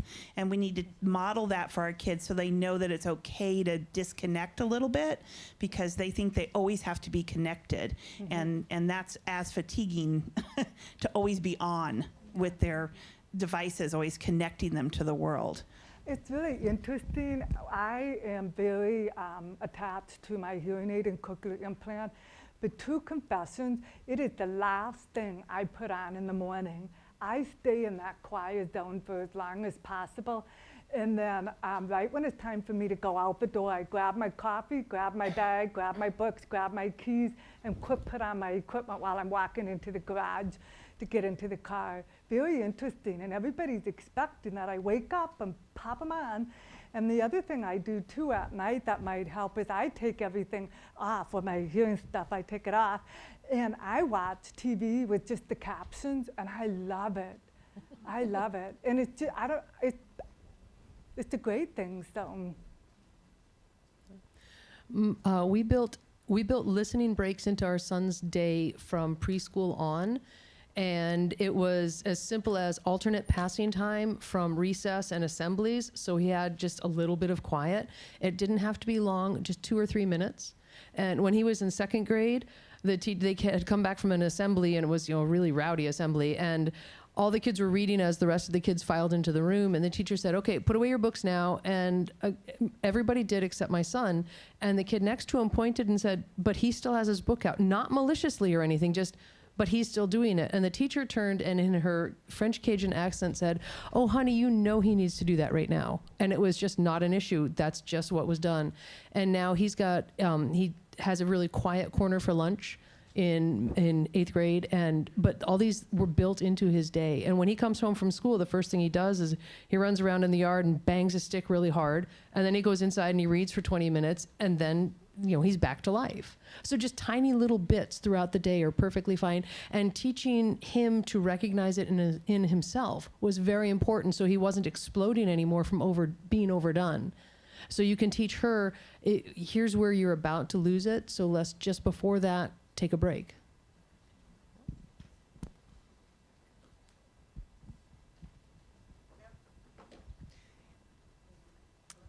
Trying to collect my thoughts here. I agree, and I think it's the same thing for us people who are receiving language through our eyes. We need eye breaks as well, listening breaks through the eyes. But I'm curious, all throughout the day, there's been no real mention of sign language, and I know for hard of hearing children, they have a variety of needs, but just curious your perspective on sign language and fully deaf children. What was the question? Mhm. Okay, okay. Thank you. Well, I'm a strong supporter of families who elect to use sign, and I think we can underestimate families when we don't give them the resources to become fluent signers. I think families are very capable of gaining fluency in sign when they're hearing, and that they should partner with deaf adults to accomplish that. And to me, it's a simple matter of if you're approaching language development from a visual or a combined perspective, it's still about access. So the child must have access to fluent models of the language in order to acquire a robust language.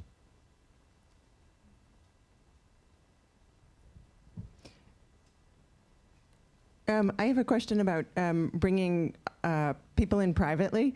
I tried to bring in CDHL, and the school just said, no, we can do this, but they're not. So can I bring in private like evaluations and assess, just consultants basically, and do they have to consider that at the IEP meeting? Yes to both. You can bring in CDHL yourself. Can't. Yeah.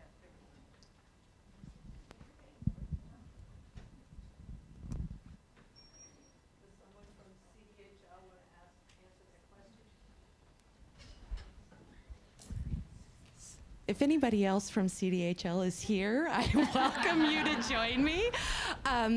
So from a kind of a rules and process standpoint, the request does need to be accepted and approved by the school district or the private school. So a family can't, I would say that many of the requests are initiated by families, but the school does need to be supportive of it. So that's from just a CDHL access perspective. Okay. Well, this has been wonderful. It's been a great day. I want to thank all of our presenters. I want to thank the audience for staying and all their wonderful questions. Please fill out the evaluations. If you used the loop, please comment on it. And remember to put in your ASHA forms. Thank you for coming.